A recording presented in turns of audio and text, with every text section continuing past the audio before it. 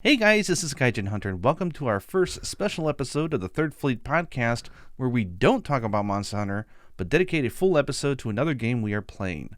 2 months ago, I didn't even want to try Final Fantasy XIV, but through persuasion and pushing, Rurikhan talked me out of my I will not try this game attitude I've had since 2013 and got me to play the game. Here I am, 2 months later, over 500 hours in from 2.0 through 6.0, and we're going to talk about the journey. My mentor, buddy, and fellow warrior of light, how you doing, Ruri? I am doing good. I feel extremely vindicated. Vindication! After all of those hours that you've spent in the game, but even more with me constantly telling you don't do this, and then you doing exactly what I tell you not to do, and then what, you were right. I shouldn't have done that. You were. It's a rite of passage. It really is. You're learning so many life lessons from me, Gaijin. Yep. So I'm going to lay out the sort of the disclaimer here at the start. But before we hit the disclaimer, in case you accidentally clicked on this just for some fun, if you want to see the most, maybe not smug because that's negative, but satisfied smile, knowing that he did God's work. Okay. Rory, go look at my Twitter and see what I tweeted out today. Okay. I thought I'd mark the occasion by making a bold statement. Did you tag me or not so much? No, I didn't tag you. You have to. It's like because you understand that my Twitter is just inundated with stuff. Oh, and now I went to that French guy who's called Gaijin. Okay, let's see. Monsters better watch out. On there. No, this is not the one. No, there's a GIF on there of Tataru. I wanted to wait until I safely got out of the honeymoon phase and clocked in over 500 hours, so now I can safely say this. Final Fantasy XIV is the best game I've ever played. I don't even say that. What the hell? Yeah. Holy crap. I've felt it for a few hundred hours, but I wanted to hold my tongue because I know that there's the honeymoon phase, you know. Monster Hunter fans are going to kill me. They're going to end my life. They're going to be like, Rurikhan, what have you done? Oh, no. I'll tell you right now, I think you're still in the honeymoon phase a little bit. It's after 500 hours. Yes. This game has a long honeymoon phase. That makes it the... No, it's the best game I've played. I mean, you just have to look. I mean, every game is awesome, right? That I love, and they do different things, and they satisfy different itches. But if we're talking about the overall GOAT, take everything, whether it be the emotional component, the fun, the social, the story, the music. I mean, everything, right? Put it all together, and if you're going to put me on an island alone with an internet connection that's stable and a good ping, I would choose Final Fantasy XIV to go with because it would be my final dinner if you were to zap me right now. I just can't think of any. The highs and lows, well, not the lows, but the highs are so high above anything else that I've experienced.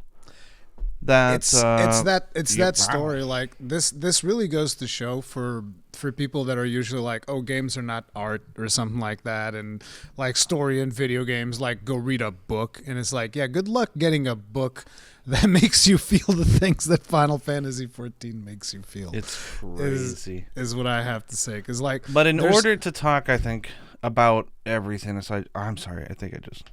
No, it's fine. Keep going. I was going to say, but for us to really talk about the journey and just how you've helped me get through it, what I've been doing, and the addiction, for all its pros and cons, I think we have to do open spoiler territory. So yes, does that mean you know what? Yeah, you can't half-ass spoilers. You're going to do spoiler or you're not. You're just going to. We're not going to go wild, so... I kind of feel like we've talked in the podcast about 14 without spoilers plenty of times, and at this point it's like we're not going to go like, okay, we can't talk about that one thing that's going to happen. And, I mean, because the worst thing about Final Fantasy 14 is the game that you play and you love and you have emotional, crazy you want to talk about it, but you don't want to talk about it because you don't want Yeah. to potentially anybody to know anything. And I managed to get through the entire game with no spoilers whatsoever, which is crazy. The community, That's also the community is great is about that. generally really good. Like I told you, I played the whole thing on Twitch, and I didn't have anything spoiled for me at all, which was what? That's wild. I mean, I didn't play Endwalker on Twitch though. Endwalker was the time that I took a break. So yeah. So before we enter spoiler territory, which will be the entire podcast, and by the way, this is totally unscripted. I have no idea what we're going to talk about. We're just going to wing it, because I've just been pent up wanting to talk about this forever on the podcast. Are we doing the Final Fantasy podcast this week? We're doing the Final Fantasy podcast this week. It's basically me with it's like drug lines coming out of my nose. The little kids in the car going like, "Are we there yet? Are we there yet? Are we there yet? Are we there yet now? Are we there? Are we closer? Are we almost there? There yet?" Yeah. How many minutes? How many weeks? Yeah. So I will say that they are bringing back the free trial today or tomorrow or wherever you might be in the world. But by the time you're hearing this podcast, it will be up. And I agree with your statement that if someone was to put in the effort to play Realm Reborn and Heavensward, so you're not going to spend a penny, by the end of Heavensward, you will be sold. This will be your new life's work, or your will not be for you. You will know by the end because, Realm Reborn I think that is the story building. More importantly than you knowing, I think it's more importantly because like, somebody's going to be like, so I have to invest like 100 plus hours to know whether or not I'm going to like it. And it's like, more importantly than you knowing is it worth it to just play Heaven? Like, even if you don't buy into the game and you just play Heavensward, I would say it's an unbelievable experience. Yeah. It's one of the best. I mean, if you want to consider Heavensward a game, even though it's just an expansion, it's one of the best games I've ever played. Heavensward is amazing in every. Yeah, I agree with you. Like, you're getting the game of the year for free. Like, what's stopping you? Like, I know what's stopping you. And we're going to talk about that because it was stopping me for damn near a decade. And I noticed that a lot of people are the same. So, anyways, you've been warned. We're going to not worry about spoilers. So So from this moment onwards, if you haven't experienced yet, just know that Gaijin heavily recommends it. I heavily recommend it, and the free trial. I will do videos on my channel eventually. Right now I'm still relishing and rolling like a drunkard in Final Fantasy. So let me roll a little bit longer in the leaves, and I will eventually make videos, one for each expansion, so that if you've only played up to a certain point and you want to hear my thoughts on it, you'll be able to get an in-depth sort of hearing of that. But that's for a later date. But anyways, you all been warned. Yes. Okay. So, Rory, do you want to start us back to where this all began? Actually, I want to know about you. Like, how did you get introduced to, and how did you start Final Fantasy XIV? How did I get introduced to Final Fantasy? Okay, so interestingly enough, I actually got I became interested before the game came out in 2013 because I had heard about a Final Fantasy MMO, but I had because I had played Lineage 2, I had a high aversion to Korean/Asian type MMOs because of Lineage 2. It really burned me. I didn't even play it on official servers. I played it on pirate servers, but I just didn't like the experience because it was basically grinding. It was grinding. So even by the visuals, I was like, okay, this looks like that Asian type of MMO. I'm not interested. This was like in the release of 1.0. This was a long, long time ago. Then I went E3, and which was the first time that I was at E3. During E3, for some reason, I don't even remember why. I think it was because they were like announcing the release of Realm Reborn, and I was with like a camera crew at E3, and I got to interview one of the community managers, I think. And basically, during that interview, I was like, okay, this actually sounds interesting. I should probably check it out. So then I reached out to him to get me like a code for the beta when the beta came out. And I played the beta and I was like, nah. Then eventually the actual game came out. And The people that publish Square games in Portugal at the time, for some reason they liked me. They don't like me anymore. But for some reason at the time they liked me. So they sent me like a PlayStation 4 version of the game. And I was like, okay. So I checked it out, played it for a little bit, got to like level 30, stopped playing. Then Heaven's Word came out like God knows how many years later. And they sent me another code. And I was like, well, I guess I'll check it out. And I played. That would have been I never even 2014. I actually put a few notes here. I never even got to Heaven's Word. I played like, I don't know, 10 more levels, and then I stopped playing again. And the reason why that happened is because my main experience with an MMO before was World of Warcraft. And World of Warcraft, the way you play it is like you get to a quest hub, you pick up all the quests, you do all the quests at once, and then you go back, you turn them all in, pick up any straggling quests that show up again, go do them all again, go back and turn them all in. That's how you play World of Warcraft. And that's how I was playing Final Fantasy XIV, which is a massive mistake, in my opinion. Yeah. I don't think you should play 14 like that. I know that some people enjoy playing it like that, but I would wager that a majority of players are not going to have a good time playing it like that. And that's why I burned out on it twice. And then I just stopped playing it. And then eventually in 2019, I was given World of Warcraft another shot with the latest expansion, which is Battle for Azeroth. And I got so burned out on it that I was going to write off MMOs forever. I was like, I'm done. I'm never playing MMOs again. That's it. It's over forever. And my chat was telling me, no, you got to try 14. You got to give 14 one last shot. And then the key thing that they told me was like, but don't do side quests. Only do MSQ. Just do the main story quest. That's it. Just do that. Don't do anything else. Play it like a traditional game. Don't. Yeah. So I started playing in 2019, and I was like, wow, this game is freaking amazing. This story is freaking amazing. And yeah, by the time it's like for a lot of people, they like it clicks for them when they get the Heaven's Word. For me, it clicked during the post quests of Realm Reborn. So it's like Realm Reborn itself, it wasn't bad, but it wasn't like anything like super mega. It's pretty good. But then I got to the post quests, which is where they really start taking some crazy wild liberties in the story. And then I was like, okay, I'm hooked for the long run. And then after you do Shadowbringers, it's just like you're like, look, as long as this team continues to develop this game, I am devoted. Like that's it. It's never going to change. It's forever. You are a believer at that point. Yeah, you're a loyal follower.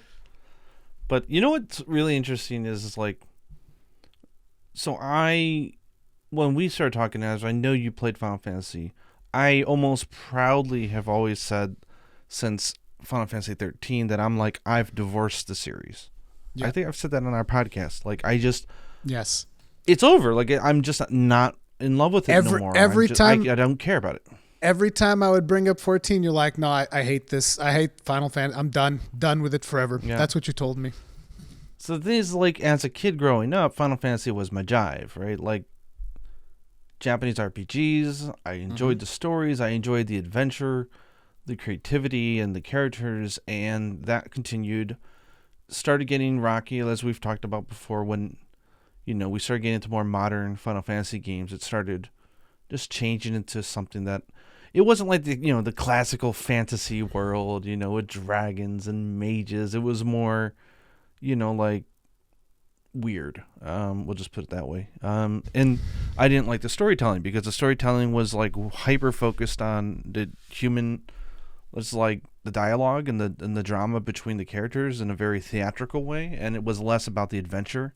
And like you're going there, and oh my god, now we're going. Like your best D&D night out with your friends. Like it's an adventure. You're going places. Oh, there was that castle. We went over the mountains. And there was that, and this happened, and then. Huge, gigantic set pieces would just be there for one chapter, and that was it. Because they were able to, at lower cost, create so many different parts of the world, once I went to modern gaming, I just felt like the scope went way smaller with Final Fantasy, and it just wasn't my thing. Because I think that's partially because of the visuals, right? You start getting better and better visuals, which require you to use less and less company locations. Does not know how to, in general, cut back. I mean, the grapes I know are telling me that I'm wrong. They're the team is special. That was actually, but in general, that's a company that likes to. But that was a rendering mistake. I know, but the team, as a company, they like to do really high production value, right? So that just means that as things get more expensive and more pretty, the amount of things they can make is going to be much less when it comes to scope. So, like, I just, 13, I hated. I beat it. I bought it, played it over like a week and plus a few days, sold it afterwards, and I was like, I'm done with this game. Like, I really did not like it at all. 14, I just knew was the MMO, like the online game, and I don't play computer games. Or MMOs or like computer games. PC games. So I sound like an old man now. Yeah. I don't play the games on the computer. We talked a little bit about my sort of psychological trauma between some of the games. Like, remember, I think we talked once, I don't know if it was on the podcast or privately, but I was telling you, like, I would never touch first-person shooters initially because in school, like, the kids that were playing Duke Nukem and Doom and those games were the assholes that would, pick on me. And they were just the bros, The jocks and the bullies, I hated those people. And I hated the games they liked because it had this weird culture of toxicity that I hated. Like, I was just like, screw this shit. So, like, people are like, oh, did you ever play Half-Life? I'm like, it's a PC game. Fuck that shit. Jesus Christ. I should say we're digging into some trauma, so my language might get bad. I can tell. Damn. But yeah, so like I really just said no. I'm not into that stuff. So I just sort of like brushed it aside. Then the whole idea of like an MMO, like I don't know MMOs because I've never played one, but like World of Warcraft and those guys, to me, it was all still just PC game culture. Like this whole like, crazy toxic people pee bottles because they don't want to stop playing and, yelling at each other that they suck and, and like just being unhealthy and weird. That actually happens a lot in World of Warcraft raids in particular, like people being mega toxic, like you just suck, you're bad, uninstall, that type of stuff. Yeah, that happens a lot. And wow. Yeah, so I mean, like I was turned away from online period as a concept until a friend talked to me, a friend that I worked with talked me into getting an Xbox 360, and that's when they announced Blue Dragon. So they announced Blue Dragon and Lost Odyssey, right? Like, so, like, I am a huge Sakaguchi fan because he's the original FF director for those games. And so I love this stuff. So I was like, okay, I'm going to get a 360. And then I know a lot of people had some really crazy, like, toxic interactions on the 360. Oh, yes. Or just online. Not me. I was in Japan. So, like, I had that little bubble of, like, this is Monster Hunter country. So, like, co-op games, everyone's helpful, no one really likes to talk much, and I've never really been to Xbox Live because I've never really been an Xbox guy, but it's like from what I hear, it's everyone telling you about how they did your mom in how many ever different ways, and I guess it's the games you play because I didn't play any shooters, right? So like I didn't get that stuff, but I started understanding, okay, like online is kind of cool. And then Monster Hunter, of course, right? Like, I fell in love with Monster Hunter, and that's like, I did it all solo because I had no choice. But then once there was online, and I tried, I'm like, oh, this is really fun because it's cooperative gameplay. It's not competitive. Yep. And it's really wonderful to play cooperative online games. So my mind has been open to cooperative games. But when I hear the term MMO, just, I don't know if it's the media I consume or what, but like my image of what an MMO is really nasty. I mean, the thing is, when you compare Final Fantasy XIV to a lot of the other MMOs out there, Final Fantasy XIV has kind of existed in a bubble. That bubble is bursting a little bit because there's been a lot of people that came over from World of Warcraft as well. That's not to say that there's not toxic people in 14, because there are. There's toxic people everywhere. There's toxic people everywhere. There's toxic people in Monster. There's toxic people in any game that you can think of because there's always rotten apples. But it is to say that a majority of the Final Fantasy XIV community is extremely welcoming, but you still have the same type of elitist people that you will find in raids and whatnot. It's just, it's less prevalent, and usually in 14 they don't bring that outside of, like, certain groups. due to the fact that in 14 the team actually enforces the type of like harassment community. and they actually enforce, like, you can't just go to somebody and start treating them like trash because they can take a screenshot, send it over, and they'll actually enforce that. Whereas in World of Warcraft, you can do whatever the hell you want. You report someone for harassment, Blizzard's like, what do I care? Yeah. We're doing that over here in the office, dude. Like, we care if it happens in game. It's like that's how Blizzard feels about that stuff, pretty much. So yeah. Yeah. So like my just whole idea was tarnished. Like I've never played games like Diablos or like anything that to me is like a PC game, right? Like I don't like playing with the keyboard. I don't like the idea of playing with a mouse. I just don't, I've just been the old guy, like, I'm a console gamer. I like the single player experience, and that's what I'm going to do for the rest of my life. And so I adamantly just said, no, I'm not even going to entertain the thought of playing this game because that's a whole culture and genre I'm not interested in the slightest.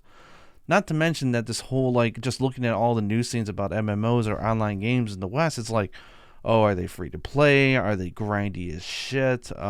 Is it loot box culture? Is it all, grind? And it's like, I'm not interested. And just, I also hate, like, World of Warcraft is like the poster child for MMOs. And it is. I really do not like the presentation. I'm not interested in that game at all. Here's the thing that I will say for World of Warcraft is that back when the real talent was there, which they're not there anymore, at least a majority of them are not there, you could tell that they were passionate about the game that they were creating, and back then the game was good. So like for me, vanilla and then the Burning Crusade, which was the first expansion, and then Wrath of the Lich King, like those are magical times that I fondly remember, and it was great, and I learned how to raid, and I learned how to play MMOs and do all of these things. But after that, you could see that, the team was more interested in, okay, we gotta churn this out, gotta keep this bad boy going, and boom, boom. And the passion just started going down. And like the whole thing about World of Warcraft, which is the biggest complaint the community has right now, is that Blizzard develops systems for engagement. And what is that? It's like keeping players playing for as long as humanly possible. And as a complete contrast of that, you have Yoshi P on the other side actually incentivizing people. Yeah, you should take breaks from our game, and you should play other games. And then come back when we do more content if you want to, or wait until you feel like there's enough content, then come back then. And it's so liberating. It shows in the game design too of how they do it. Because they're preparing a wonderful story for you, and there's lots of optional stuff if you want to keep on playing, but you don't have to. Yeah, exactly. Whereas like everything in World of Warcraft is about you increasing your power gain by like 1% and having to grind yourself out with 20 hours of chores before actually doing things that you find fun. Whereas in 14, it's just like, oh, here's the things that you find fun. Go do them. And here's like some rewards for the things that you find fun. And there you go. It's like, even like if you think, for instance, of Palace of the Dead, which is a randomly generated dungeon that you keep going up or down in floors, depending on how you look at it. And there's rewards there for veteran players. Like we can go when you started out, we did Palace of the Dead, and I was still getting rewarded despite the fact that I had like, I don't know how many days into the game, and you were just getting started. Like they're constantly doing activities that you can kind of do with other people, and they sink you down and do all of these things so that the experience is enjoyable for both of you, and it doesn't just feel like you're one-shotting everything. Yeah. So this brings us, I think, to a good point, which was after the whole soul sacrifice thing, with your recommendation and then Kegrin gifting me the game, me playing it and falling absolutely in love with it, I was more receptive. And I said, okay, I've got a New Year's break coming up, and it's a long New Year's break. I'm taking like several weeks. I was like, you know what? I will humor you. I will try Final Fantasy 14. For the hell of it, just so you can shut up. So I can tell you I didn't like it and it's not for me. And I think that's what I told you. Yeah, exactly. Yeah. I was like, I just want you to get off my back and just show you I'm not into these types of games. And so fine, I will humor you. I will play it. And then I got all cocky because I know that I'm a very fast, efficient, addictive gamer. So I didn't realize that you were getting all cocky with that stuff. I didn't. No, realize. no, it was that must have been really frustrating then. I 100% had like bravely default without even hitting the 100-hour mark. Like I'm fast when I'm efficient, deadly efficient. Also because I don't go in blind.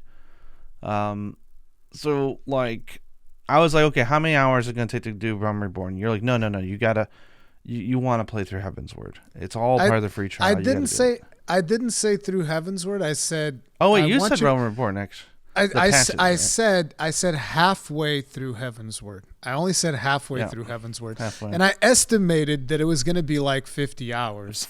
Yeah, 40 to 50 hours you said. But that's because like I'd heard from people that had played through Realm Reborn, the new Realm Reborn, which is not the one that I played, and they were saying how long it was. And then I was like, okay, so let's add just like 20 more hours on top of that. And that'll be like, a good stopping point at Heavensward for him to figure out whether he likes it or not. Yeah. So I was like, okay, you know what? No, I'm not gonna halfway through Heavensward. It felt like a backhanded challenge. I was like, oh, he doesn't think I can get to the end of Heavensward. So I said, how many hours does it take to do Heavensward? You're like, I don't know, like another 40. I'm like, so what? 80 hours? Shit, I could put in 80 hours. I was like, fine. You know what? I'll play to the end of Heavensward over New Year's break. The best part is like I will show you that I hate the game. At this part, that was your attitude. You're like, I'm gonna hate this game. I know I'm gonna hate this game. I just want to shut him up. I wasn't even going in there with like oh wow, people are hyping this game up. It's really like I was like, this is not my jam, and I'm going to prove it. I'm going to make the effort. You've earned that. Now don't ever ask me to play this again. And here now I'm the guy bugging you at like 5 a.m. Are you up early? You want to go play? So okay, so like. The best part about this is that after we did like the first session where I kind of was like teaching you were still in the Japanese server and I was like watching through Discord. Oh yeah, so I got we got so just really quickly we'll go chronologically. So one night because I was still into I got after Soul Sacrifice I got into Tokiden Kiwami, which I really love. That game was fantastic. So I'm already saying was. I'm using past tense because I know I'm a Final Fantasy 14 player now. Great game. Really loved it. Great for a Monster Hunter class, like old school Monster Hunter fan. Perfect. Really fun. Break parts. And then you were like, dude, you're like, now you can play FF14. I'm like, nah, I'm still playing some Tokiden. You're like, you promised. I'm like, yeah, I'll play it. And then that night, I think it was that night or the next night, something in my head was getting annoyed the fact that you were still pushing me to play it and the fact that I hadn't started yet. And so I went ahead and I created because I have a PS5 that I don't play, right? It's just I was playing it because of Tokiden.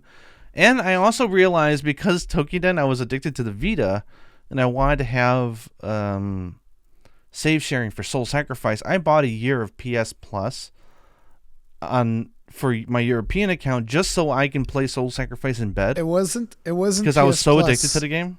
It was PS Now or whatever. I think PS Now. No. That's another thing I bought. That's different. I spent a lot of money on PlayStation the last half year. So, anyways, I had already had a European account with online for a year, and I'm like, well, if I already paid for the online, I may as well try it out, and get it. So like I got the PS5. So let me just clarify. Let me just clarify one thing that I want to make sure that everybody understands. You don't need online to play Final Fantasy. This is how 14. stupid I am. This is how little I know. I don't know any of this. So I'm like, okay. So I went and I made a free account, and I told you about it the next day. I was like, okay, I made an account, and you're like, okay, cool. I'll go see you, and you're like, what server you on? I'm like, blah, blah, blah. You're like, that's Japan. I'm like, of course. Yeah, I can't meet you. What? I mean, I could. And then you're like, okay, but I'll walk you through it. Yeah, I could make a new character, but I didn't want it to make a new character because there's like a million tutorials and setting up my bars. Yeah. And I'm just like, I don't want to deal with that. Yeah, so we did a one session night where you tried to. Like, the game is really daunting at first because... Oh, yeah. because there's so much involved with this type of game if you've never played it before, like me. If you think about like it, just learning that you could completely redesign the entire screen and the whole functionality of it, like everything is redefined on how you feel comfortable with it, and you have a way of playing it like a traditional console game with a controller. Yeah. And it works really, really well. And so you walked me through all these crazy settings, just trying to get myself set up, like, okay, here, use left side if you're hitting a bunch of enemies, use this attack if you're hitting one enemy. That's all you need to know. Go out there and have fun. And so we had a play session, and it was pretty good. But then I was feeling overwhelmed, though. Let me just tell you, that play session was when I thought, okay, that's it. I'm going to lose him because you could not come to terms with the targeting. And I was like, he's never played a tap targeting game before. And this is gonna break him. Like this is how I lose, because like every single game he's played that's not like a JRPG is like friggin' action. It's action game, which is like whatever my character swings at, it hits. And I was like, this is very different. This is tap targeting. And I thought, okay, I'm gonna lose him because he's not gonna come to grips with the targeting. And particularly, it's like on PC. Like, because we're talking about targeting, and people that play this on PC is like, what do you mean? I click on the monster, there's my target. When you're on a controller, let me tell you, targeting is the biggest hurdle to overcome to playing on a controller. A lot of people think like, oh no, the biggest hurdle has to be the number of abilities. Like, no, listen, we can bind 32 abilities in the blink of an eye. It's not even a problem. The biggest problem is the targeting. It's really hard to target on a controller, and on top of it, for some reason, the tap targeting in 14 is wonky. Like sometimes it'll target things that you're like, that wasn't the next target. The next target, there was a target much closer, and you targeted something that was further back. Yeah. Why'd you do that? But I would say, like, even like now, I don't feel like I'm doing a weird, like, unoptimized, really weird way of targeting. I actually think that it works well if you get the settings right. Yeah. But it also, there's a huge learning curve. You just have to get used to it. And so I was feeling after that night, I was like, I don't know if I want to do a second play session. But I had you. And then I think I was bored because it was New Year's break. And I was like, and I wanted to play with you. So I said, well, I only played the first 3 hours. That's not how it worked. That's not how it went. You don't remember. Wait, it was like you were frustrated with the game, and you were talking to Yuna about it. You were telling Yuna that like, I don't understand. I have to play this game because I promised Ruri, but I can't get into it. I don't like it. And then Yuna told you to call me. Oh, yeah. So the next day, I decided to start again because I was like, okay, I think I only retained like a fraction of that. So I tried to get in there, and I was trying it for a few hours, and I was getting really upset. I was like, I don't understand. Like, it's so clunky. Like, I can't even target shit. What the hell's going on?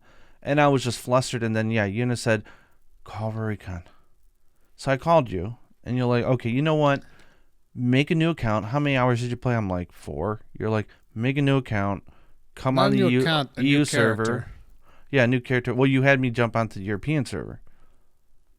I don't think I asked you to jump on the European server. I think I decided to, right? You decided to, because like I wouldn't ask for that because I know the ping is going to be a pain. So I was like, I wouldn't ask you to play on you. I was going to tell you how to do it. You were the one who was like, no, I'm just going to go to your server. Which server you're on? And I was like, okay. Because I was just going to play the game for a few weeks and then drop it because I hate it. That's what I thought. So I created my same character again. Luckily, it was all saved, so I was able to just copy the template. And Lily Bloodbath happened to be available on European servers as well. And so I created a new one, and we redid the first 10 levels again. Or first 15, because the first 15 is like the basic tutorial, right? And I started to feel it, especially being with you. Yeah. I started feeling it was clicking a little bit more. It's because it's a cooperative experience as well, and on top of it, when I feel like when you start seeing the mounts and the potential of like, just hop on my regalia and let's go fly away to whatever quest we gotta go to, like, that is cool. I didn't have anybody to do that for me, and I was like, oh, okay. I had to do it solo, but yeah, it's a different experience. Yeah, so we had a play session which was pretty good. I would say, and I was feeling positive about it. And that was we started on December 29th. And that became a snowball. Because by the time January 2nd came, just 4 days later, I had beat the base of Realm Reborn. I had binged the shit from day to night. I could not put the damn game down because they start you out really basic, right? And then I didn't realize that this is just a single play. This is just a regular old JRPG. Yep. And they've got the main story path. It always tells you where to go next to do your next story.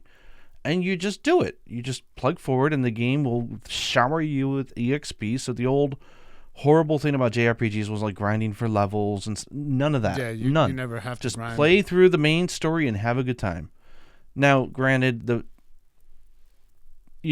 they can only do so much, right? They've done a lot of revisions to Realm Reborn, but it's still like that was like them patching the sinking ship kind of thing. Yes. So like the story, the characters, the world building is superb. The music is wonderful.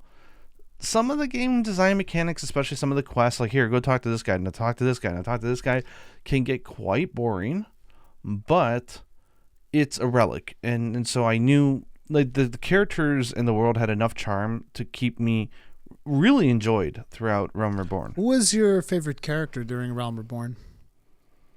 Do you remember I was still calling people by really weird nicknames? I still do that now because I suck with names. Everybody does. I didn't do that, but it seems that everybody that starts Final Fantasy XIV it wasn't fresh, until the patches I was saying, what was it, like Boob Girl, and I was talking about Minfilia.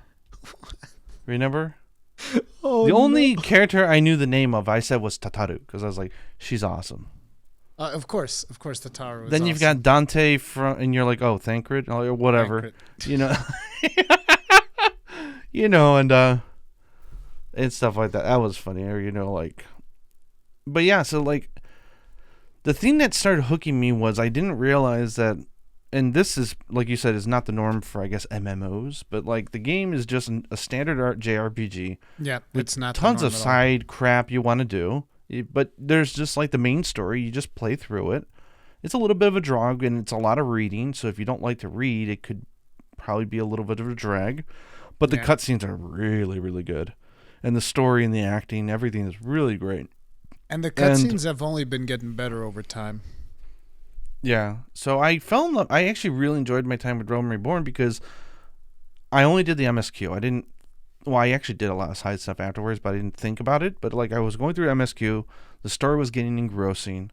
I really loved the town that I chose, and just so you guys know, I'm Gridania. I know Rory was all like disappointed. He's like, "You tree hugger." I'm like, exactly. Tree hugger. And but I love Gridania, and I love the grand company I chose because like Realm Reborn is basically just laying the framework for the four major fractions in the world, right? It's like, okay, we've got Limzo, we've got Gridania, we've got Ul'dah, and then you've got, you don't really touch about it too much, but you've got Ishgard up in the north. Yeah. And it's basically learning about the three grand companies and their issues against the Garleans, right? The Empire. Mm-hmm. And that's the whole like thing, and it's an interesting story, and the characters are great. You might not remember it, but you also learn a little bit about Sharlayan. Already in Realm Reborn, you learn about Sharlayan, which you only really planting go the to seeds. An Endwalker. Yeah. Pray meet me at the Waking Sands. Is the Waking Sands. Oh my God! Like learning how to get there as fast as you can is. The number one hack to have a good time. You were lucky that I told you. Like, nobody told me. So I would always teleport somewhere and then ride walk it all the way to... And it's like, nobody ever had the decency to tell me, no, Rurikhan, listen, you just go to the Arcanist Guild, and then you take the boat to Vesper Bay. Hop the ferry, boom, you're done. You're there. And it's like, why wouldn't you do... Well, come on, man. Why couldn't somebody do this for him? Not a single person. It's like every time, horrible. Pray return to the Waking Sands. There I was on my No, I don't want to go back there. Why do I have to keep walking? You don't have. And you're like, you don't have to. And you're like, what? You're like, yeah, we unlocked that thing on day one. Don't you remember? I'm like, no. You taught me like 800 things. I only remembered like 100 of them. But I think the most important thing was you got me set up with a a good start on the UI and learning how Yeah. to customize the screen and just the controller and everything. But like Realm Reborn was just like some of the quests were ridiculous. And I remember complaining to you about some of it. Like, why is this guy sitting there and he's like, "Can you go ask this guy?" And the guy is literally 2 feet behind him. It's like, are you serious? You're the messenger of light. Yep, exactly. You're the messenger boy. But you know, they've improved it over the years, right? So like, if you played it a few years ago, it's much better now than it was. I played it when it was. I played it when it was worse, and it was. I still thought it was okay. Yeah, I really enjoyed it, but everyone's like, you got to suffer through Realm Reborn in order to get to Heaven's Word. But the thing is, like, I didn't suffer through Realm Reborn when all I did was focus on the main story quest. I had a ball. Yeah. Because this was my first time. I did not realize. I thought the whole game was MMO. Like, I guess it is. But in my head, the game's not, right? Like, I thought it was always like dungeons and raiding and all these terms that I don't know about. When you think about MMOs, you were probably just thinking about, okay, so I'm going to like round up 50 mobs, kill 50 mobs, level up, find harder mobs, round them up again, kill them again. And there are zones in the game that are just like that. Like Eureka is just like that. You round up a bunch of mobs and you kill them all. But those are optional things because that's not the main experience. So like the world itself is just like, you're like, yeah, you see all these enemies on the field. Yeah, you don't have to fight them. Yeah, you don't even level up much. Like, there'll be some fun challenges where, like, you got a hunter's log and you can go hunt them down and kill them and get a bunch of EXP. But you're like, don't worry about it. I'm like, wait, this is, like, so off the script for a JRPG. But I could just play the story. And you're like, yeah. I'm like, okay, then. I will do just that.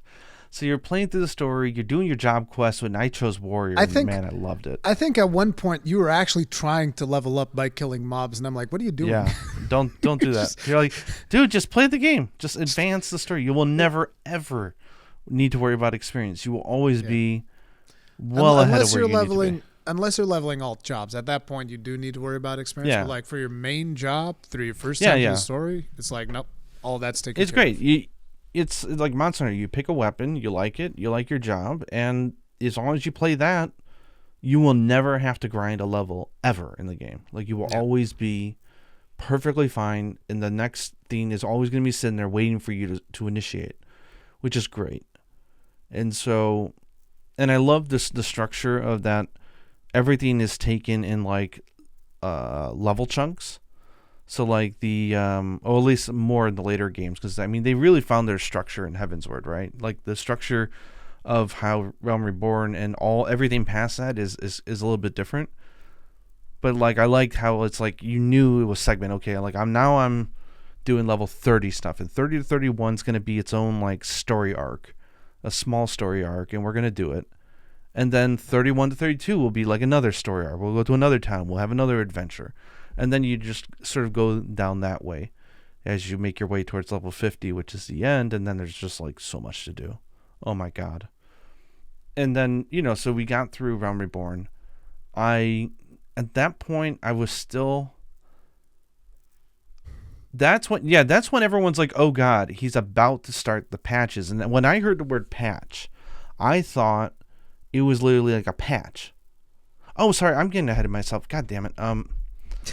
So the thing that surprised me was, so it plays like a traditional JRPG, but with a nice big open world, so it's kind of fun and explore. It feels very adventurous, and good old fantasy games. And the cool thing is that you could see all the other players doing their story stuff as well at the exact same time. Yeah. If you want to, you can interact with them, or you can just like go in, like give them a heal. If you're just walking down the road and you see somebody fighting a slime and they need some HP, bing, you pop them a little potion. Or you can go and you can give them a hand and fight it, or you just buy your hat and go on your way, or you can ignore them and just play the game normal, and like don't worry about it. But the thing is, like, it's a single player game in that regard, but at every other level or so you get a dungeon, right? And these dungeons are like, it's like Disneyland. It's like an attraction ride. And like, granted, the dungeons in Realm Reborn are nothing compared to the dungeons and the expansions, but they're still pretty good. Particularly the hard dungeons at level 50, they're really good, I feel like. Oh yeah. But they kind of like that's when the first time the game's like to me was like, okay, we're going to use the MMO for dummies. It's going to be like the cookie cut. It's going to be a very basic form of what an MMO. Maybe it's not. Maybe it's like super advanced and I just don't get it. But this is the MMO part of the game is basically what I felt, right? So I'm like, okay, I don't know this. Yeah, I don't know this type of gameplay. What is this? And you're like, there's a tank, there's a healer, and then there's two DPSers. Trinity. And I'm like, okay. In case you aren't aware, that is what in the MMO world we refer to as the Holy Trinity, because not every MMO uses the Holy Trinity of tank, heal, DPS, but 14 is one of them. So it's a kind of weird. I was like, I had to wrap my head around it, but the thing is, that part was really fun for me, especially because I was playing as a tank, and I think that Warrior's got to be the best and easiest way to start the game because it's so comfortable. And basically, as a tank. Yes. As a tank, it just means I can take a beating. I'm strong. I do lots of damage.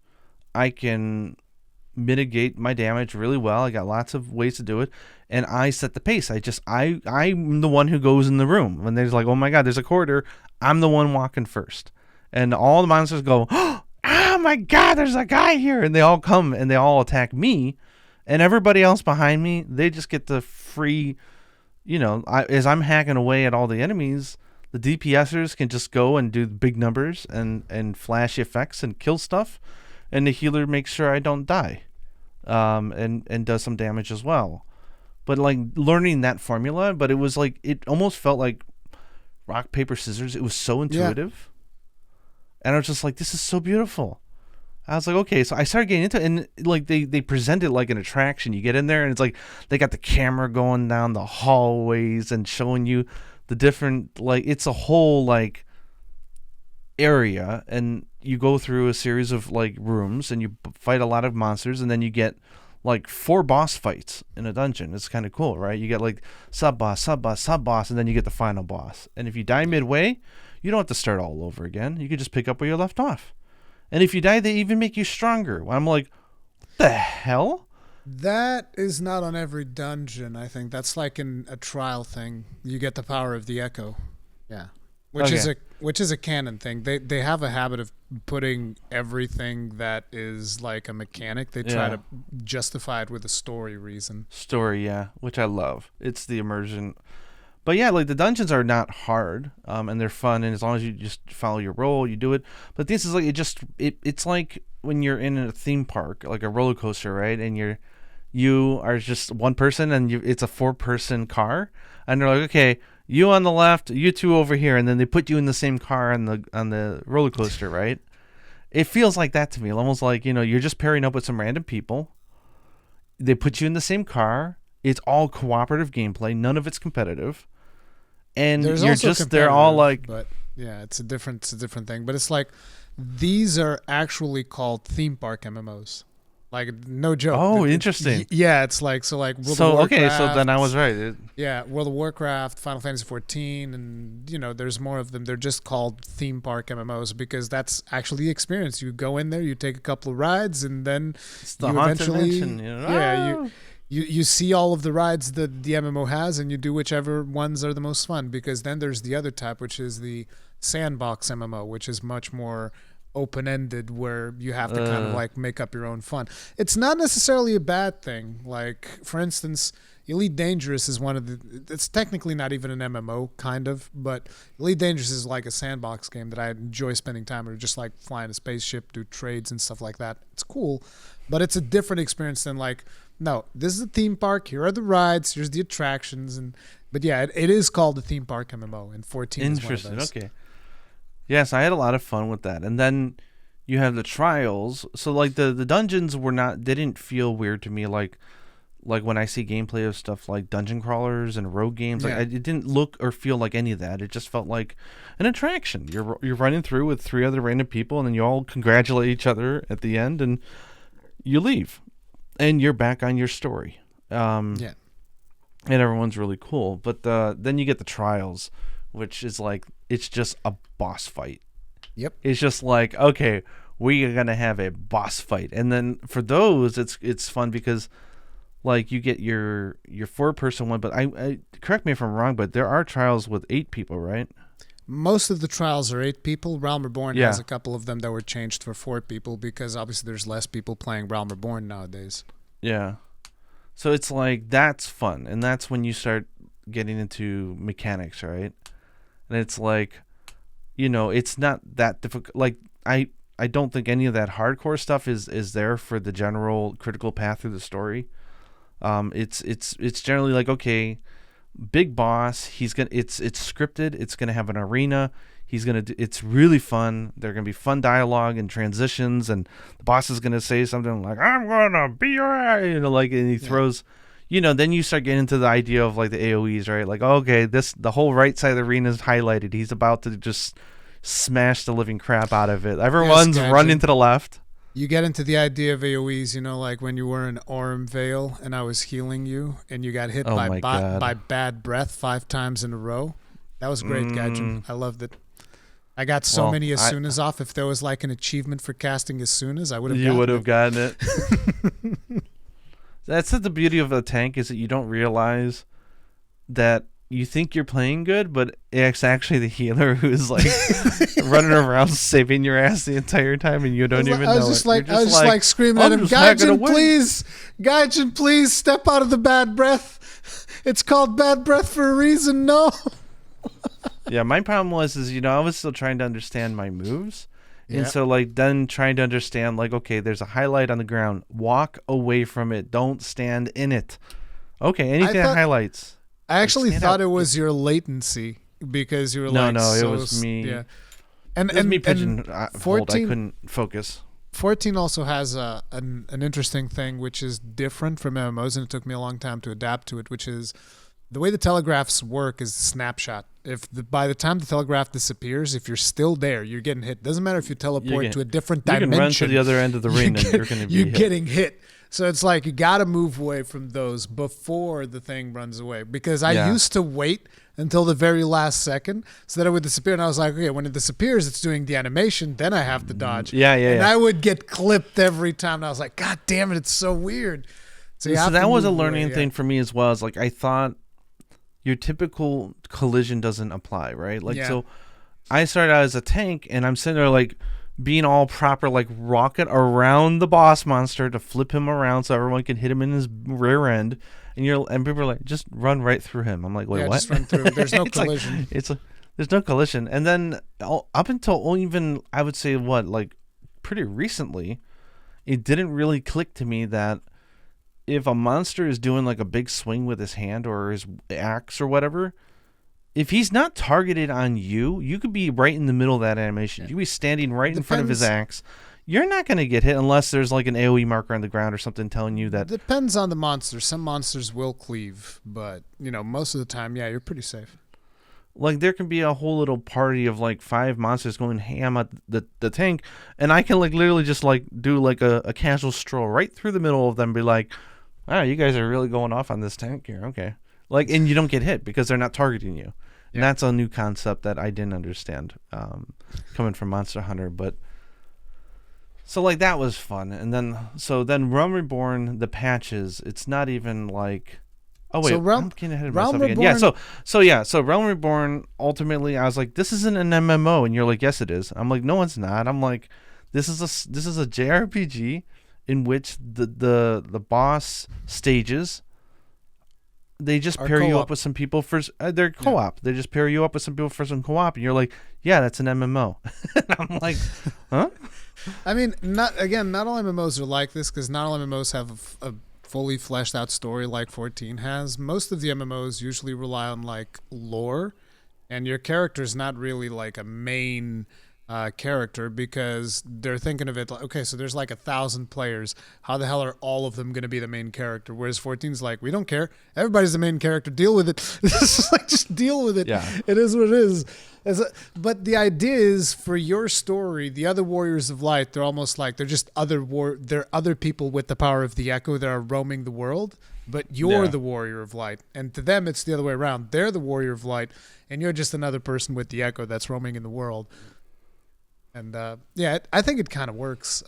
Because again, I've never been I think it works hooked. really well, because it takes every game mechanic and it makes it, there's a story explanation for it.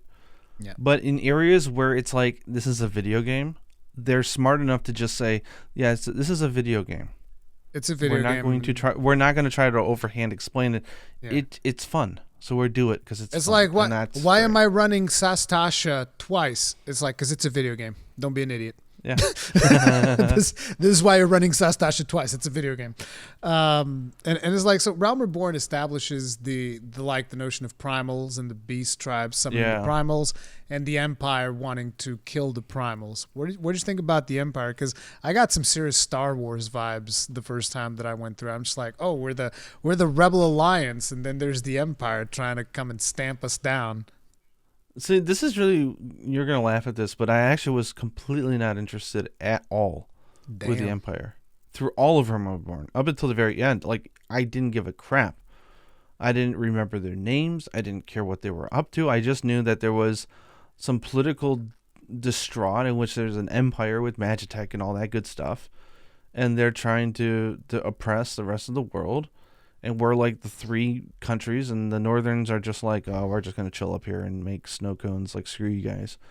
And then just so the three of us, you got the desert people in the Uda, you've got the pirates and the water, beachside fronts of Limsa, and then you've got the forest and the trees and the happy people in the bards and stuff in the forest with Gridania. And I'm just like, okay. And I could care less about the Empire because I don't like the whole. It's funny because I say that because I really love the story now, but I don't generally get into like political stuff in games. Like when it's like this empire versus this empire, like I can give a crap less. Like I played through Fire Emblem Three Houses. I loved it. You think I gave a crap about this, like the bad guys? No, I only care about the characters, right?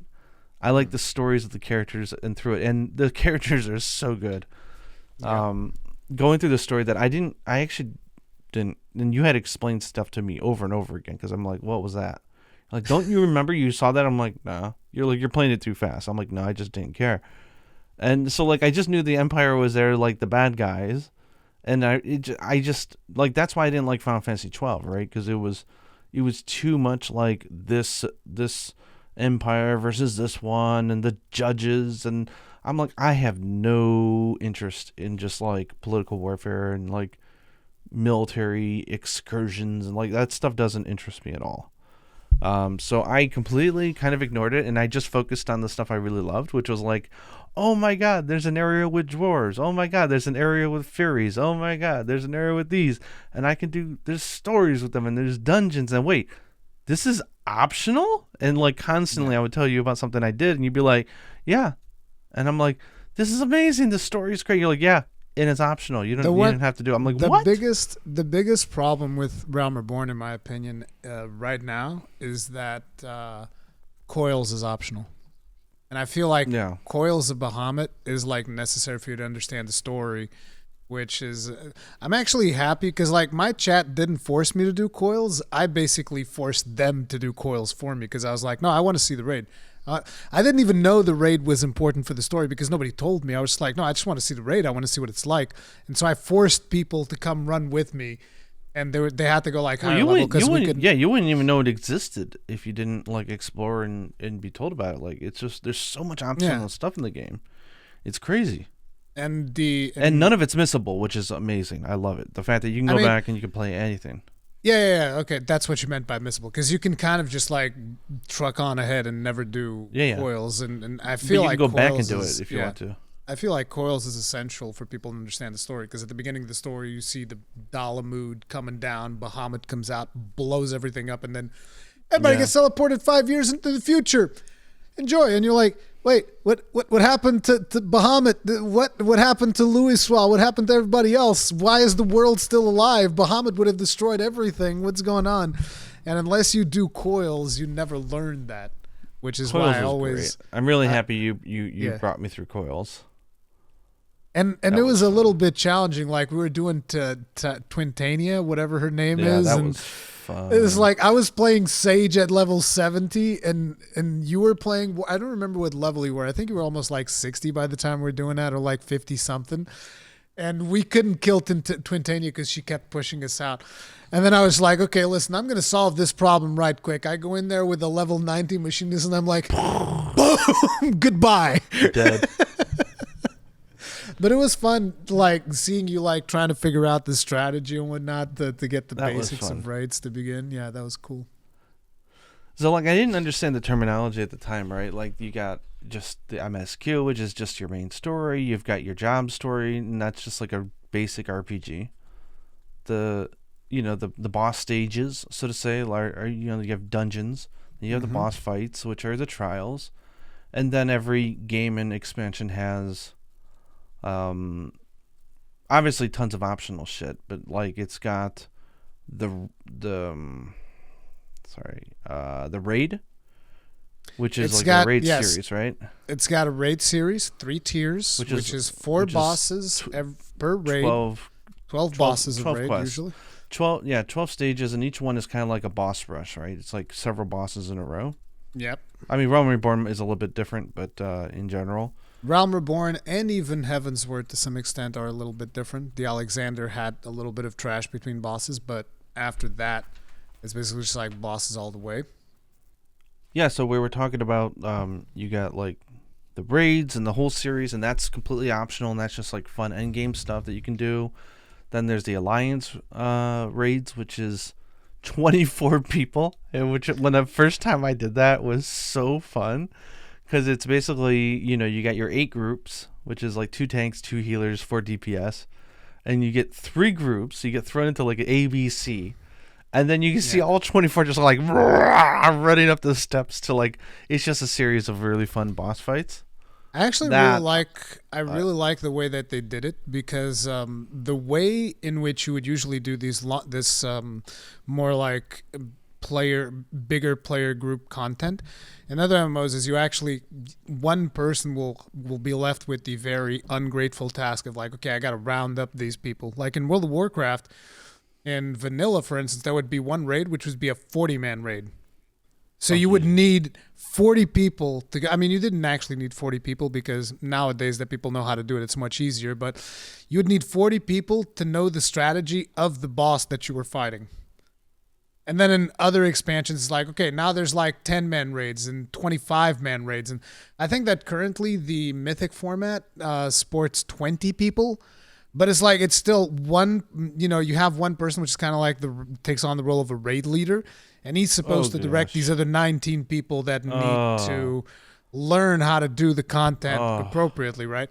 So I think that the way that they do it in 14 is much more interesting, where it's like, no, there's 3 groups of 8 people. And you all just go in. It's much easier to manage that way.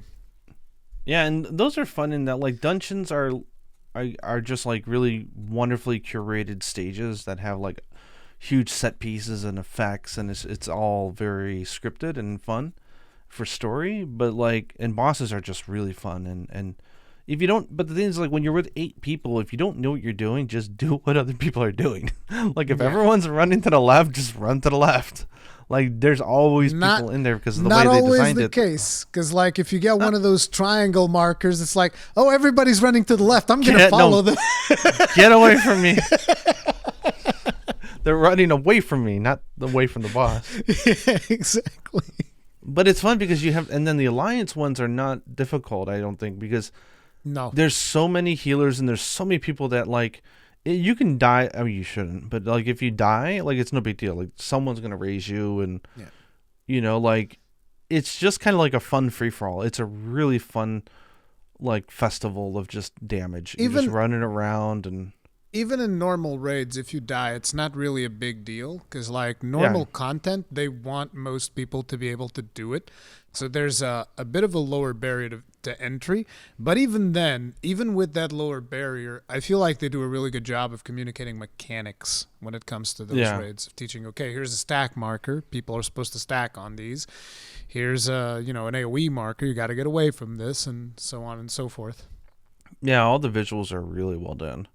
Yeah. For telling you what to do. But I would say, like, the most memorable stories, and I guess we may as well just we haven't even talked about anything spoilery up to this point. Yeah, but like, pretty much. Yeah. So I'd say like story. Oh, I think we will, because now we'll start getting to the really heavy stuff, which is the story stuff. But like Realm Reborn does a great job of setting up the whole characters. I fell in love with the Scions. I thought that was a fun group. You know, you've got these 3 regions, for good or bad. They're trying their best to cooperate, but they're all a little bit. They've all got their own issues that they're trying to deal with.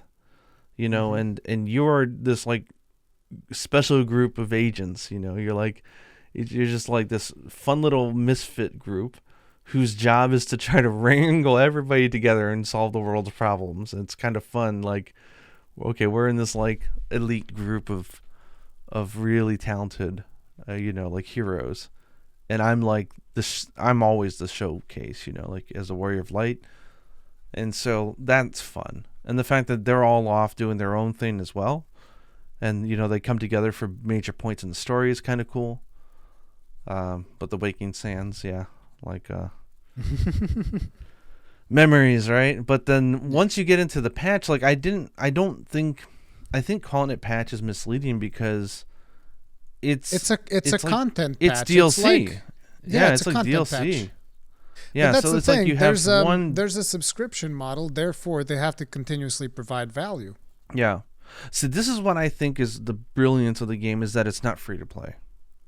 Because if it was free to play, then they would care about engagement. They would care of stretching crap out. They would care about keeping you engaged over months, or to buy the battle passes, or do this or do that.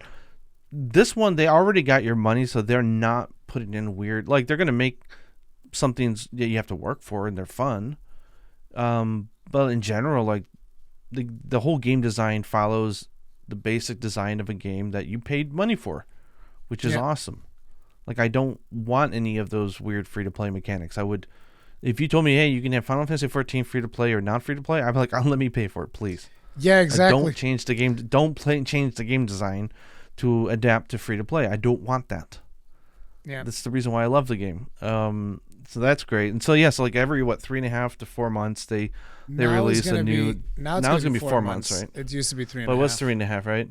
Yeah, they drop new content. So when I heard patch, I'm like, oh, they changed something? No.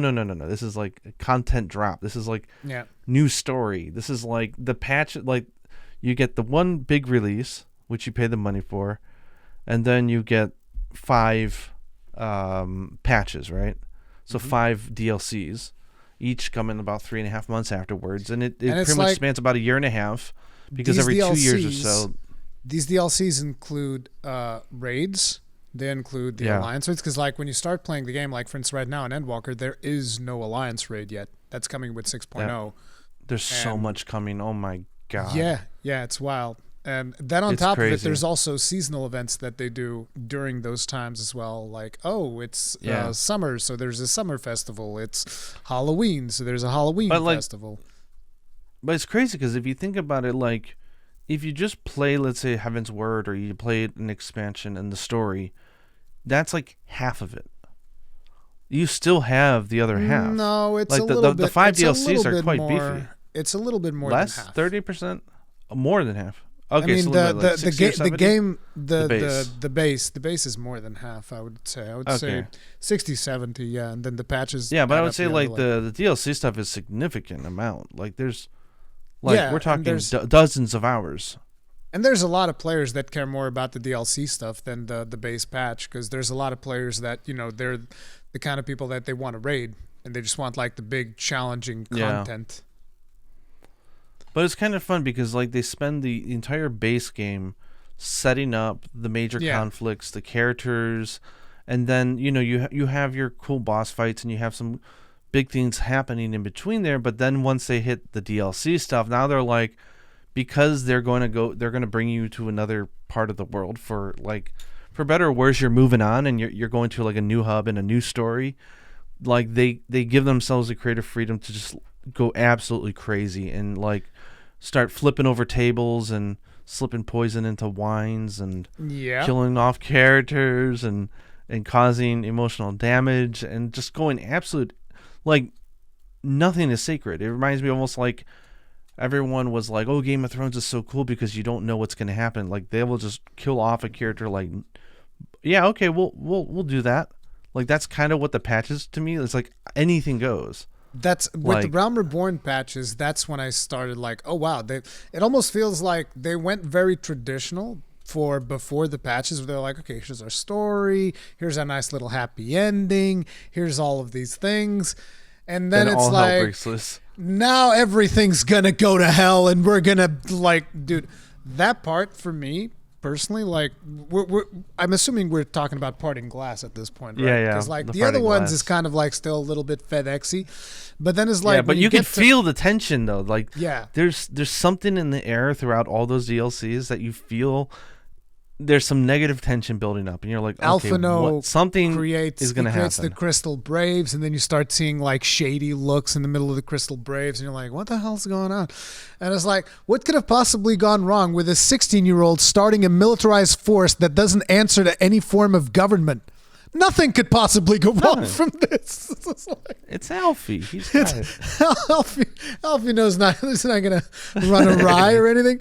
But yeah, then you get the Parting Glass, and that to me was really surprising. Like when you first see the Sultana, that's like drinking the poison. Like red. Yeah, that's like Red Wedding type of level shit. Like, yeah, what the hell are they doing? Oh my! I remember you messaging me when you were at the Parting Glass, and you're just like, They killed the Sultana? What the hell? And I'm like, yep, sorry, dude. It is what it is.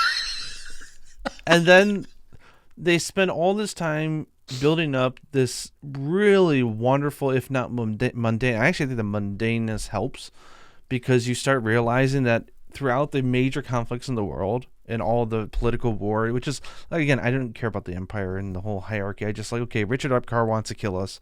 That's all I know. Like, it's the small little interpersonal stories that matter the most, right? Yeah. And so, like, Tataru I loved, and I loved the journey with her. And then it's just, like, it's a good reminder. I always feel good about, and this is why I liked Mass Effect 1 and 2 as well, was, like, you can have these huge conflicts going on.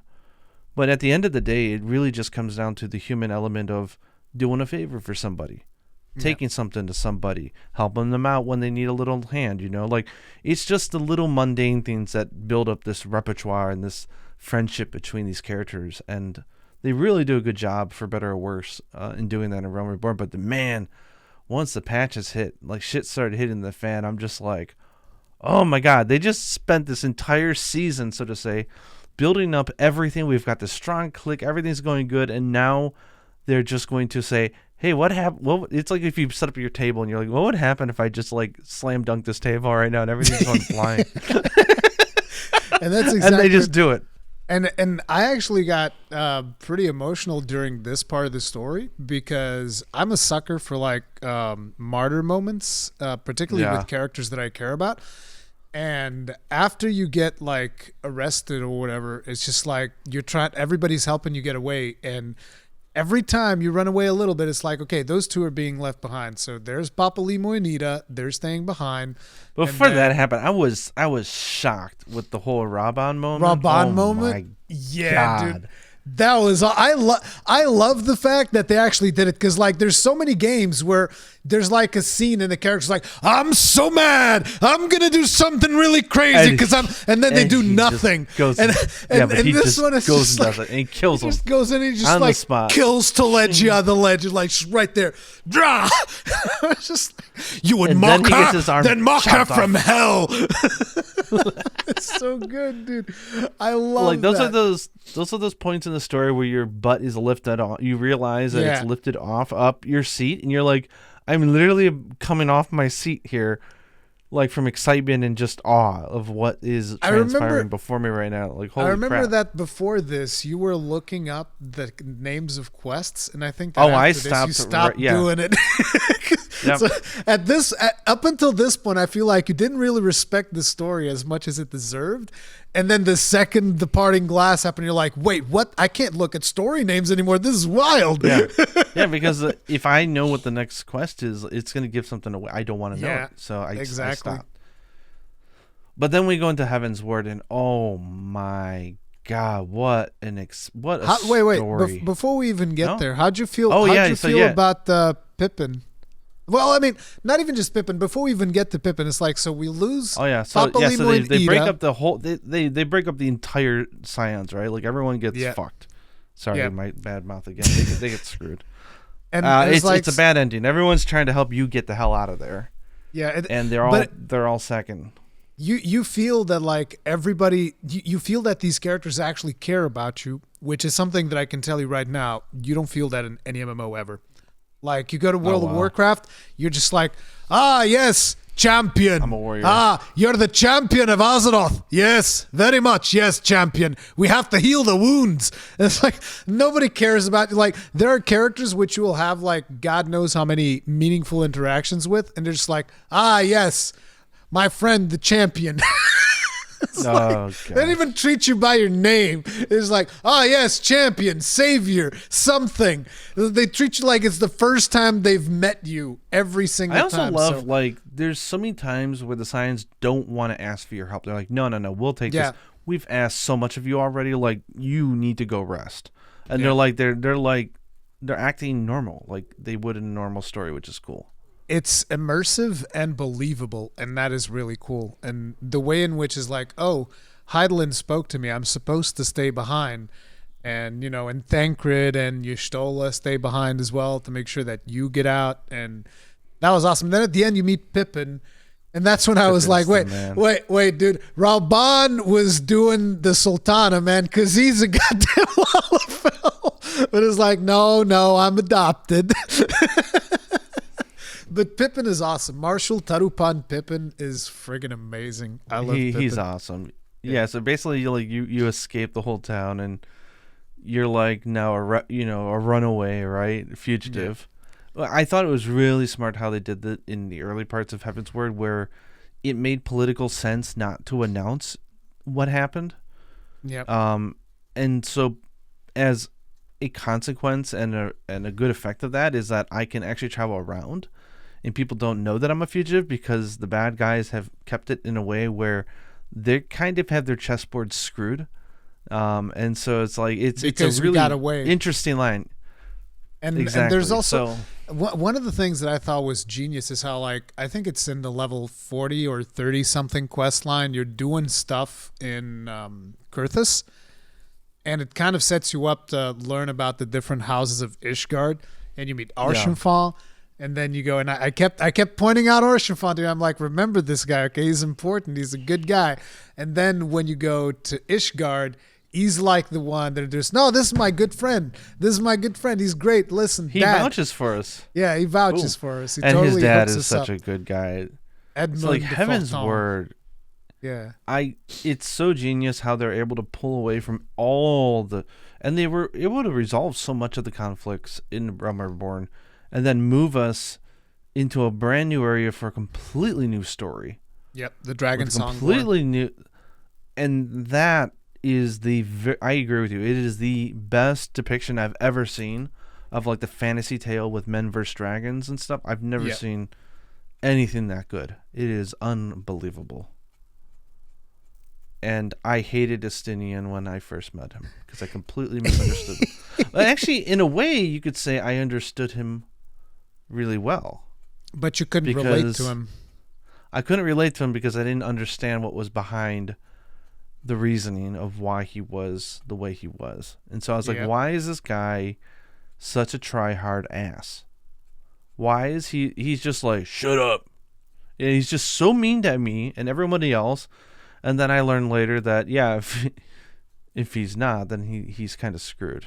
Like, he builds himself up to be like basically a container for the wrath of like the greatest dragon who's ever lived, and he's able to only contain him because he doesn't let himself get emotional at all.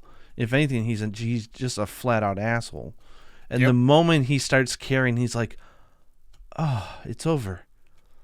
Gotcha."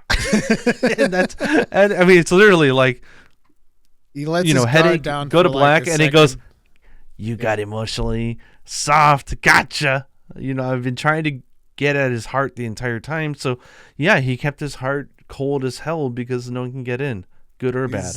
He's an amazing character, yeah.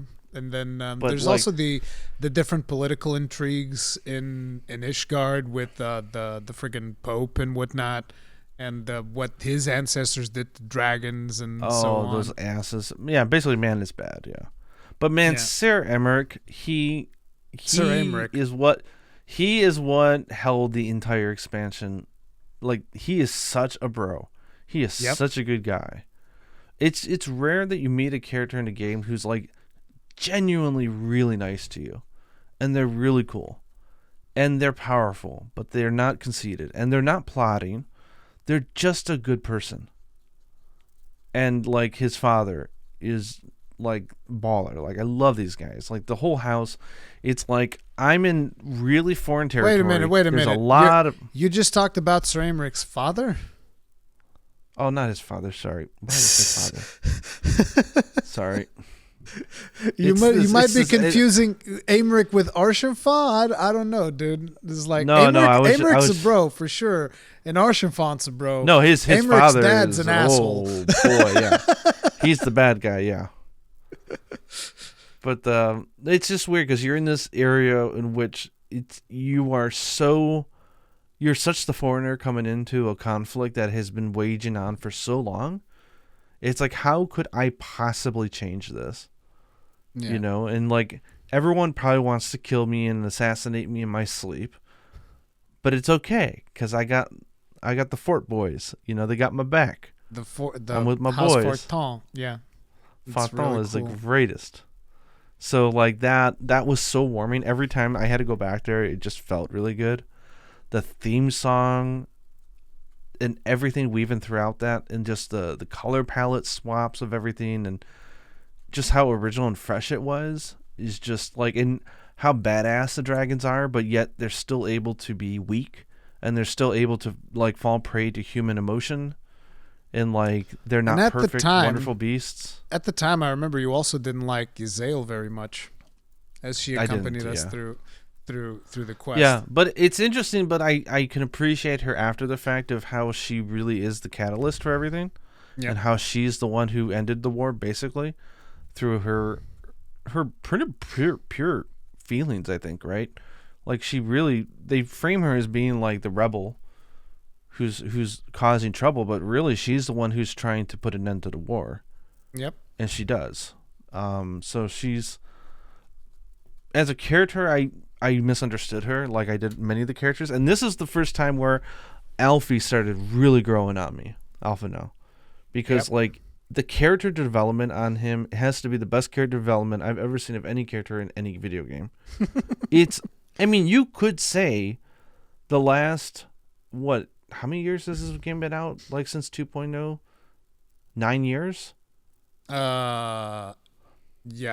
At this point, 9 years. So like, you could just say the entire arc is the tale of Alphanon, and it would not be incorrect.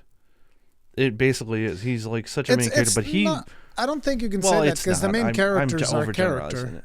Our character is the main character, but there's some of the main ones, yeah. Man, the twins, but his arc, like, he really starts to command. I think I started respecting him because I could see his political savvy. I could see his pure heart, and he never sacrifices his heart and what he feels is true in order to be politically manipulative to get things rolling. He's always like, there's a line in the sand he's not willing to cross, and he never does, because he's a good guy. Yep. And I love him. And he's like, we'll find another way. We're not doing this. Yeah, but it would be we're not. He's just like, he's got his morals. Like, he's freaking great. And then, you know, it just brings you back to the fact that when we did Coils, you start to learn about their family and how they were inspired, and you know, Louis Soix and all that stuff. And it's just like, okay, it all comes together. The ending of Realm Reborn was so special because when you see Louis Soix basically break through the friggin' Bahamut and everything explodes, and then because he's summoned the primal phoenix through the despair of the people, regenerates the land and all of that stuff, and the twins grow so much in that experience alone.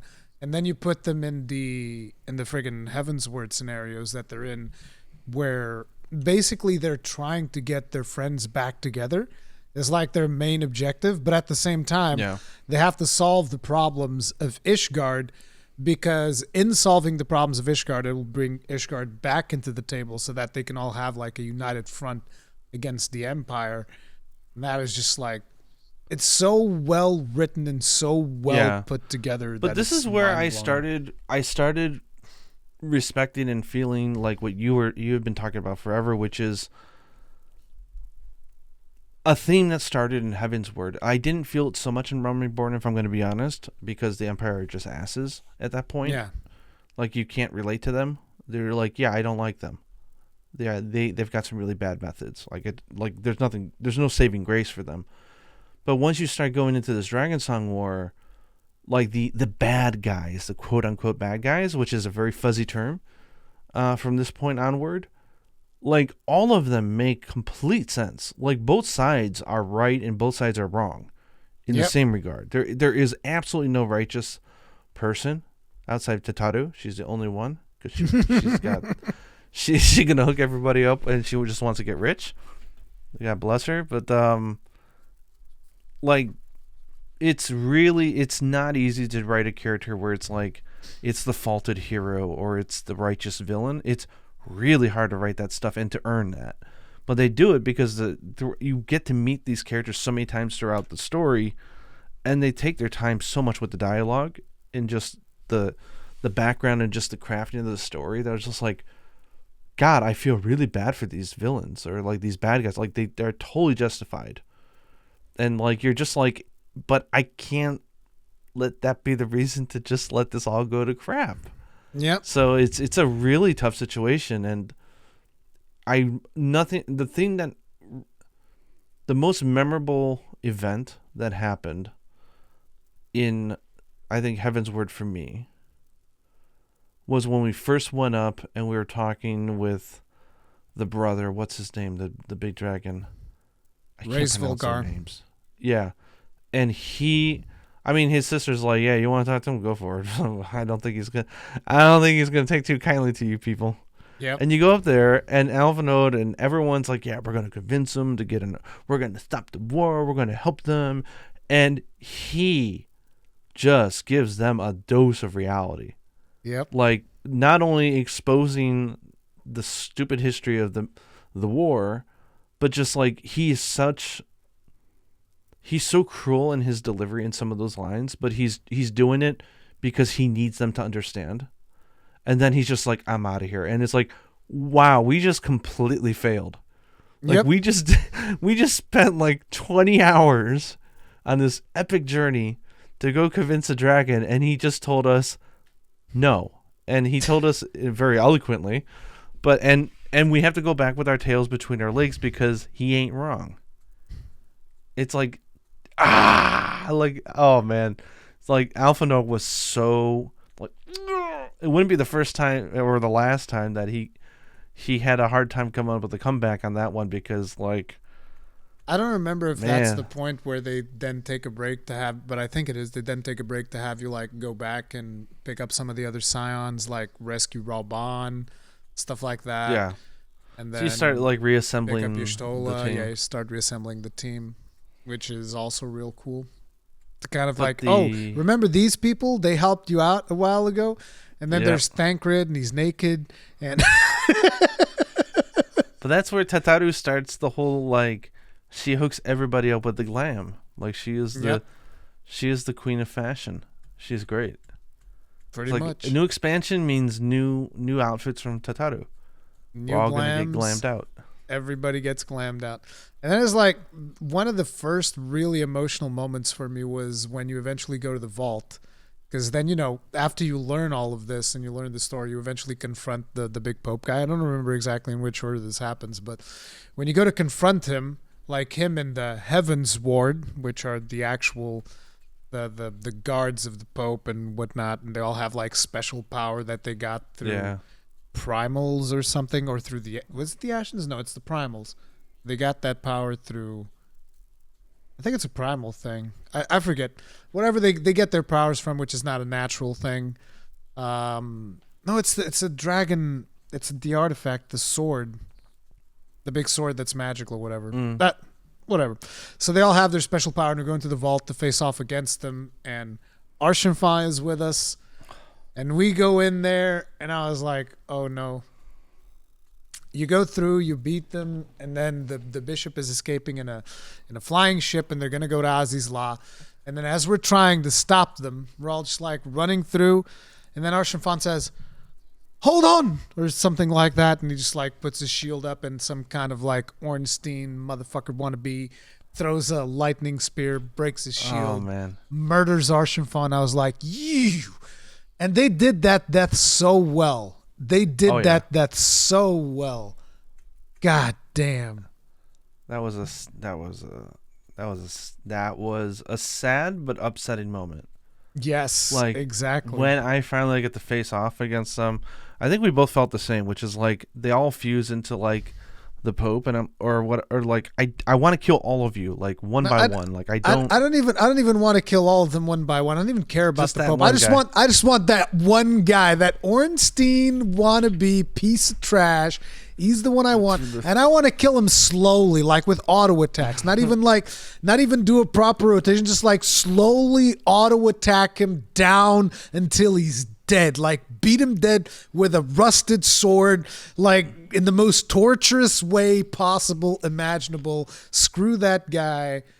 Man, emotional damage. But it's like Arshenfai, as he's dying, he's just like, "Don't look at me so." A smile better suits you here, and it's like, oh god, dude. My god. And your character actually smiles back, which is Jesus friggin' Christ. Yeah, that was wild.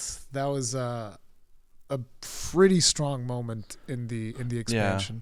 Yeah. But I think Heaven's Word, and I mean, you told me as much, and I mean, everyone knows it at this point, but that's when they finally got a really good formula for just like the general pacing and just the construction of the game.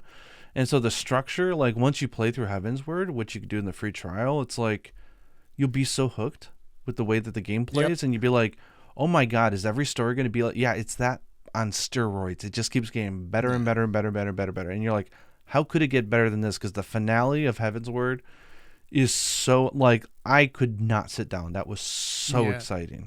I mean, before the finale, there was the Sacrifice of Yazel, which was also like a big deal for me.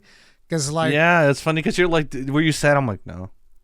Yeah, I was surprised you didn't care at all. You're just like, yeah, I never liked her that much, so whatever. I was like, dude, she literally died so that we could make it to Ozzy's last safe, and you're just like, oh, whatever, she's dead now. Oh, and that reminds me, you haven't done the Warring Triad yet. You have to go do the Warring Triad. Yes, that's the one Alliance one I have not done yet. Yeah. No. That's not the Alliance raid. It's Trials. It's a group of trials that you haven't done yet. Yes. Nice. Yeah, it's a group of trials that you still have to do. And yeah, those are pretty fun as well. But yeah, there's the Alliance raids that you haven't done from Heaven's Word, which is the Sky Pirates and the Void Ark. And then there's the Warring Triad, which involves that general that was in the ship that killed Yazel, actually. You do some quests with him. Yeah, because it's like you're basically allied in purpose because both of you want to get rid of the Warring Triad because, you know, the Empire is also all about like, oh, let's kill the icons and all of this stuff. This all takes place in like Ozzy's Law. But yeah, Yazel dies and then eventually you face off against the Heaven's Ward and the Bishop and whatnot and brutally murder all of them just like they deserve. And by the way, for those of you that want some more payback on those, you can also do the Dark Knight quest, which there's some more satisfaction to be had there in terms of the Heaven's Ward.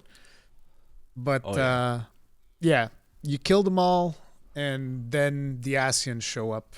I don't remember which ones show up. I think it's La Habrea and another one, Ige Worm. I think it's La Habrea and Ige Worm, and they fuse. They become like some kind of prime Asian, and we killed them. And, you know, it is what it is, and they're dead. Yeah. We spent all this time figuring out how to kill Asians. It's like, okay, he's dead. Okay, he's dead. Speaking of killing Asians, did you feel the death of Moon Brita at all in Realm Reborn? Because that was one of the characters that died, and I was like, okay, that's fine. No, but I know You didn't even remember who Moonbreathe is. Well, I know that Urianger really felt it. Yeah. He wouldn't shut up about it for a few expansions, but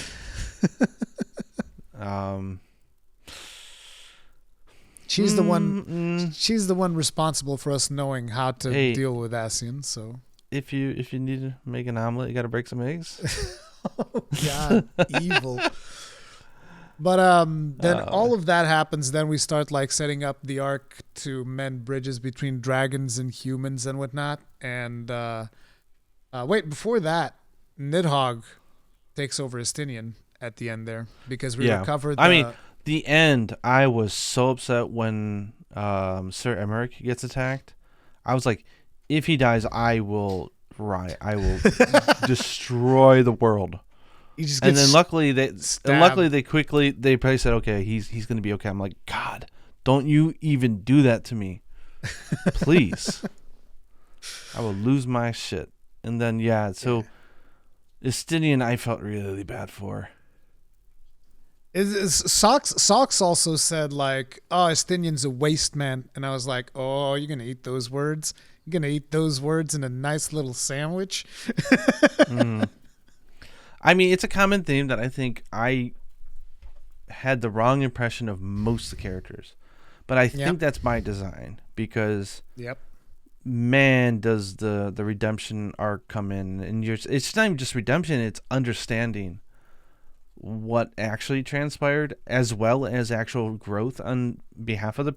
Like, they will call out their weaknesses and their personality, and they will work on them. And Estinian now is just like... He's so funny because he's such a he's such a socially awkward, just give me something to kill. He's so awkward.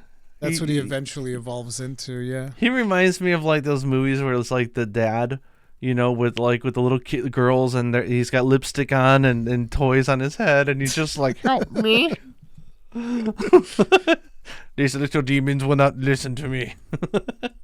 Yeah, but so Estinian gets taken over by Nidhogg, and I actually thought it was kind of brave that the story ended like that because base Heavensward ends like that. It was like, oh yeah, Estinian is now Nidhogg basically incarnate, and Aymeric is like trying to further the peace talks with the dragons to try and bring man and dragon together, and in the meantime, Estinian shows up as Nidhogg, causing all kinds of problems, and there's also factions of people inside Ishgard that also don't want this to happen. Like there's the woman that gets shot in the chest or whatever by a bowman. At the order of something. At the order of Emmanuel Fortin, who is like the dumb little brother of Archenfon. It's like, what a bad replacement for Archenfon, dude. Come on. And he's... God, him getting in those spats with that other guy, and he's like, who's stealing all the cred, and they're just constantly arguing. But it's like, in a way, you kind of feel some kind of familial obligation towards that kid because, like, but that's Archefon's brother. We got to take care of him. He's a dumbass, but we got to take care of his dumbass as respect. But he's not a mean dumbass. Like he's just a lad. Dumbass. He's just an idiot. He's just a dumbass. But yeah, so that stuff happens, and then eventually everything culminates in the end of the Dragon Song War, where we face off against Nidhogg and Steps of Fate. There's something about the Heavensward music that when you hear it, you sit up a little bit more straighter, you walk a little bit more valiantly. Like, there's something that sparks the soul when you hear that stuff. Like, especially the kind of like march type of like rhythm they've got to it's so inspiring. It's like I could go to war right now listening to this. Like I feel like I'm, we're on the right side and we're the just. But that's that's like scary. That for pretty much the music with every expansion. Every expansion is like magical music that you just never forget. Like even though like Stormblood was a much weaker expansion for me, going back to like Kugane and listening dun dun dun dun dun dun dun dun dun. Can you guess my favorite melody from Stormblood? Your favorite melody from Stormblood? I don't know. Maybe the boss theme is friggin' amazing. Whenever you're fighting a boss in the dungeon. I think it's called Triumph. Yeah. I'm not sure. Is it not that one? That would be the one that I'd guess. No, I'll give you a hint. I kind of hum it every time I do some small task around the house. You kind of hum it every time you do some small task around the house. It's the quest clear music. The Alameda, like dun dun dun dun dun dun, like that. Oh, okay. Like I love the Song of Freedom or whatever it's called. Yeah. It was so comical when the Empire made it their own thing. I was just like, oh my god, this is hilarious. Yeah. But it's like it's really valiant, military type of. We're getting ahead of ourselves a little bit. So yes. like wrapping up the Heavensward. Yeah, Heavensward. You do the final fight against Nidhogg as a Stinian and whatnot, and then when you defeat him, you got that very emotional scene at the end with Alfie and yourself. He's the big brother he never had, basically. Yeah, and it's really cool how friggin' Yazel shows up. I think Yazel helps. Yeah, Alfie, that was an emotional moment. That got me. I was just like, oh shit. And Orchamfan shows up to help you with yours, and yeah, dude, that's the feels right there. Yeah, that was. It's masterfully crafted. Like I get choked up just even like thinking about it. It's masterfully crafted. It's so freaking amazing. It's really well done. But I mean, the second they threw the eyes out the ramparts, I was like, "What is wrong with you?" What is wrong with you? This is like some Diablo 3 level of plot. What are you doing here? They played hot potato. It's like if you hold on to it for any more seconds, you're going to be the next one to be taken over. Get rid of it now. Like throw it into the abyss for someone else to pick up. But I guess they didn't have a better choice. Like I couldn't think of what else they could have done. Shortly after that, you start heading towards the Stormblood stuff, the conflict in Alamigo and Doma. And interesting enough, like all of the seeds for people going to Doma were planted all the way back in Heavensward with the friggin' Dolmens coming in and Yugiri and whatnot. And does Bro Setsu show up at the end of Heavensward? I think he shows up at the end of Heavensward. So, yeah. Gosetsu shows up in friggin' Eorzea at the end of Heavensward. It's like, what the hell? What a neat character. Gosetsu is special. Gosetsu is amazing. He comes off as such a one-dimensional character at the start. You're like, okay, he's gonna be the cliche like guy, but no, like he's got such depth to him. Yep. And he's another one of those guys like Sir Emmerich. It's like that's a good guy. Like you would die for him. Like that's a good man. And what a twist of writing, like the whole thing with him. But we're going way ahead of ourselves. But Stormblood was interesting. Yeah. Without even like telling you much, you haven't even seen everything about Gosetsu yet. Oh wow. There are things you don't know about Gosetsu yet, interestingly enough. But Gosetsu, amazing character, and he shows up at the end. In the patch quests between Heavensward and Stormblood, and there's like the conflict brewing in Alabania. And there's like the big betrayer of the Crystal Braves shows up to.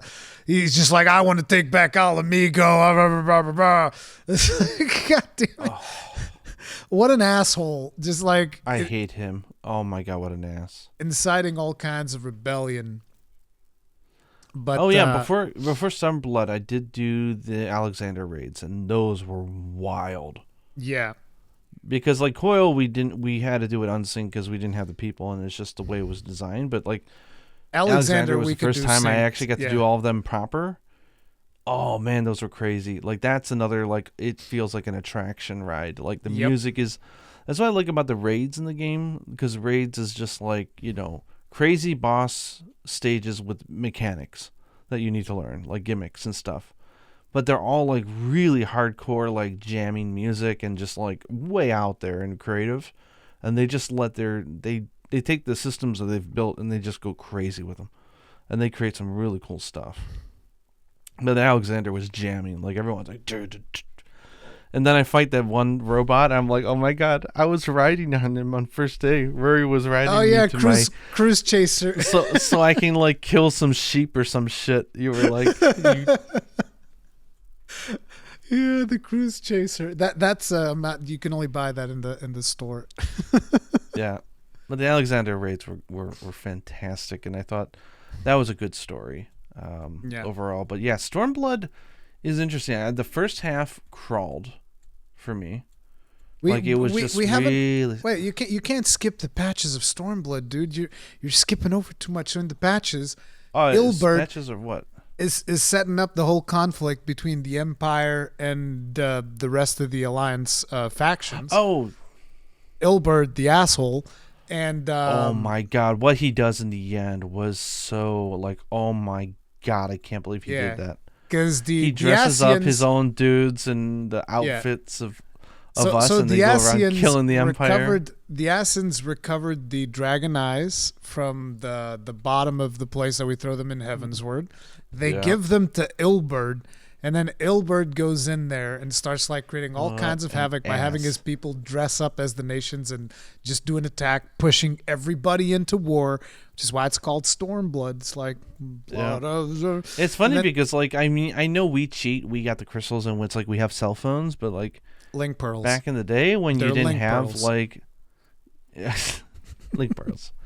But like, you know, back in the day, if you don't have cell phones and video and stuff like that, like, yeah, you could dress up like some soldiers, go wreak havoc, and then they like, oh my god, they just started beef with us, and you get yourself attacked from a country and you didn't do anything.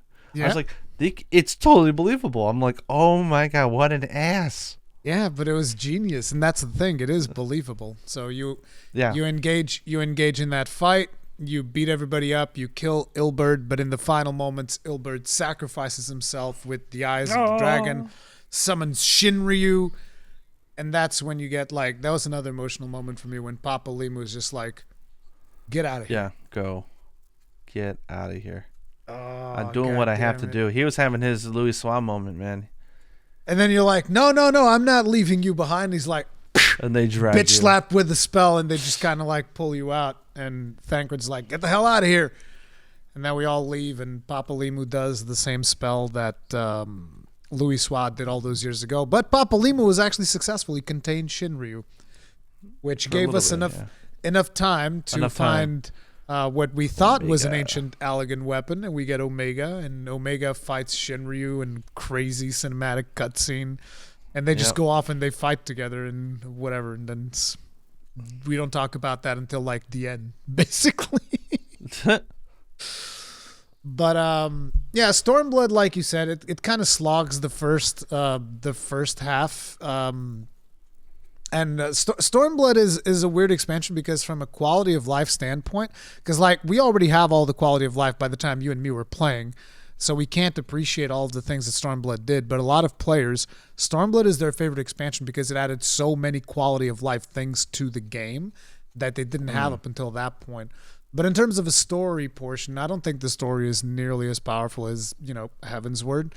And the first bit drags, and then there's also the Ruby Sea section, which is nightmare. Oh my god, that was painful. That reminded me of like that one part in Realm Reborn where it's like you just gotta slog through this really heavy exposition. If you have to skip dialogue, the cutscenes will fill you in. Like if it's that or walk away, then skip ahead. And just like get to the next cutscene. Once you get through it, though, the second half of Stormblood is fantastic. It's really good. And there's also a really good trial at the start of Stormblood. There's a really good trial at the start of Stormblood. I would still say after already clearing Endwalker up until this point, I would still say that my favorite dungeons and trials are Stormblood. They're really good. I really, really like the trials in the dungeons. That's when they felt really like out there. I remember that I did that one. I don't remember if it's called Suzaku or Susano. Susano. It's Susano, yeah. And I was like, I went in there with you and Rejoice! I forced you to be the one to take the sword. I was like, no, you got to do it. You got to go do it. And you go in there and you're just like, the big sword moment. Epic tank moment. It's so good. Like you don't have a lot of epic tank moments like that. You know what's really funny is I was queuing into a random leveling dungeon or a trial dungeon or something the other day, and we got Susano, and 3 people were watching the cutscene, and everybody else, as we're sitting there waiting for them to watch this cutscene, we're all like, "Oh, Bill, my God, I love this! I can't believe, I haven't done this for so long. Oh, this is great!" Everyone was pumped because it's such a fun fight. It is. Rejoice! Haha! But and then I really like, I started today on the Beast Tribe, so I can. It's gonna take. One? I think in order to get what I want, it's going to take me like a week and doing 3 a day. But I want to get that dance from that one primal. The fall in love type of like false goddess of hope. Lakshmi is her name. Yeah, that's one of my favorite songs in all the games. I really love her song.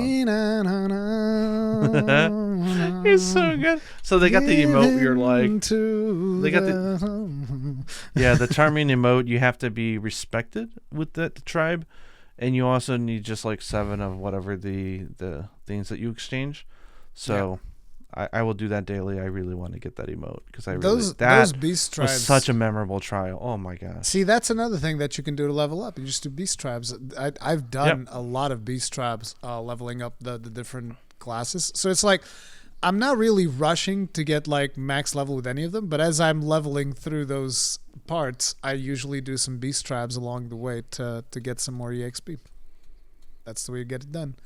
Yeah. But so first half you kind of like slog through it. It establishes the basics of like, oh, we're looking for Lord Hien, who is going to be the leader that we need to, the Doma Rebellion and all of this stuff. And then you go to the Azim Steppe and you learn about the struggles of the Azim Steppe, and you're able to basically take control of the Azim Steppe is ultimately what you do with Hien by picking like the weakest clan of all, and then using the powers of the Warrior of Light to beat everybody else into submission.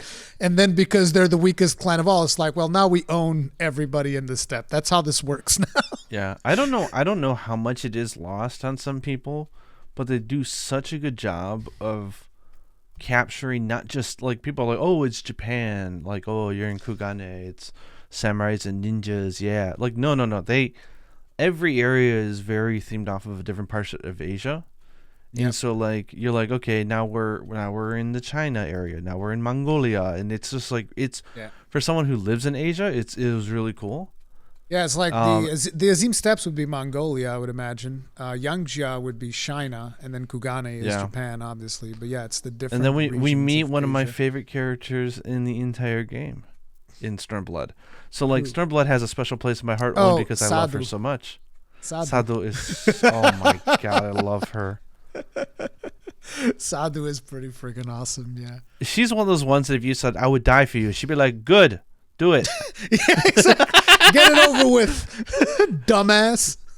Prove it to me, idiot. I don't need someone who's gonna die for me. And by the way, I love her to death. The thing that you do in that area, in the Azim Steppes, the big event that takes place, the contest or whatever, that is actually a PvP scenario. Yeah, I guess so. Yeah. So it's like there's a PvP, which is the Uvu or whatever they're called. There's a PvP scenario that's all about that. So it's kind of them like bringing PvP into the MSQ if you get a little bit taste of it. I did try the roulette for PvP, and it's not for me at all. Yeah, I'm not interested in the PvP. It's just an optional fun side thing they got going on. I mean, they're adding a new PvP mode that I'm very curious to check out, which is push the payload almost from Team Fortress, which you might not be familiar with. But the point is, you're escorting a payload, think of it like a truck. You're escorting a truck, and although in here it's like a crystal, so you're trying to push the crystal towards the enemy team or towards your base. I forget if you're bringing. I just it to your have base no or interest in PvP content. I don't know why. The whole concept but it's like, to me is just like I do PvP roulette every now and then if I'm in a rush to level up a character because it's huge EXP gains. And it's like the cool thing about it is that you can queue as a character, and then when you're in, you swap to your main character so that you know what you're doing, and then the XP goes to the character that you queued in as. So it's a good way. It's so funny. We're talking about PvP. My brain is wandering, and I just thought about how we could end the world. I know. I just figured out how we could end the world. All we needed to do was we needed to get in Stormblood. All we needed to do was to say, "Hey, Xenos, I want you to meet my girl, Sadu." Oh, damn. Oh, my God. Can you imagine if those two start going at it? Holy, the world would be, they would destroy the world. I think Xenos would probably just kill her. Xenos is too powerful, dude. Xenos is way too powerful at that point. I guess so, yeah. Particularly at that point, like he even beats up your Stola, he beats up all the Scions, he beats up everybody. So at that point, Stormblood also introduced one of my most hated characters. And I don't hate him because he's a bad character. I hate him because he's an ass. Who's that? Xenos? Which is Asahi. Oh, Asahi. But he only gets introduced in the post quests. God, I hate him. I hate him so much. Asahi's such a nice guy. I don't know what you got against him. The patch stories were really interesting. I thought it was a really brilliant move with pairing was it Yotsuyu with Gosetsu? Yeah, that was a really funny twist of fate. And it asked some really deep questions, like is the person their memories of what they did, or are they something different, right? It's a deep subject if you think about it. It really is. Yeah. Because as a damaged goods, so to say, like that's a really bad phrase. I shouldn't say that. Damaged, not goods, because she was sold, but like a damaged person, like a damaged human, like who has gone through traumatic abuse and has become twisted and warped. Like, I hate that character, and I hate the things she does, and I hate the things she says, and no, I don't want her to step on me. I really don't like her. But I don't loathe her for it, because she is a product of her environment, and her environment did not do her any good. Like, she's just surrounded by really evil people who do real evil things to her. So her conclusion was incredibly satisfying to me. And it's interesting because she loses her memory, and that's when you get to see I think, the true nature of a person, unaffected by their environment, like who they could have been. And she was basically Hinoa. She just wanted to eat dango all day. She just wanted dango. Yeah, she just wanted dango. She was afraid of upsetting people, and she was a timid girl. And lo and behold, when you take all that baggage away, that's all she was. But you bring that baggage back. I can't hate her, but I don't want her evil self. I don't understand why people are so into that. Like, step on me. It's a joke, maybe a meme at this point. It's a meme. It's more of a meme than anything. It's just I see her evil self, and I just feel really bad. Like, I just feel hatred because, like, for the assholes that did her wrong. She really had a bad past. So, So a couple of cool moments in Stormblood, in my opinion. When you storm the Doma Castle first time, that to me was amazing. Because you also see the tribes of the steppes coming together. You see Magni jumping off of the bird and like slashing down the thing. Man, that was Sadu epic. Goes in and just like big explosion. You just see everybody coming together, and I was like, that is awesome. Then you go in there, super epic moment, beat everything up, and then Gosetsu dies. Not really, but kind of shot in the chest like 3 times by Otsuyo. Yeah, that second and third shot was just like, oh god. Like one, I'm like, okay, he's got this. He's got this. He can survive. Then the boom, boom. I'm like, oh no, come on. Yeah. It was rough, and then it's like you have to. I think one of the parts that makes that a little bit less believable is that you still have time to everybody reminisce for like a good 30 minutes. Oh yeah, it's just like let's talk while he's holding the house. Let's talk while I'm just holding this roof, bleeding my guts out. Don't worry about it. I'm sure I can keep this up for a good long while. Yeah.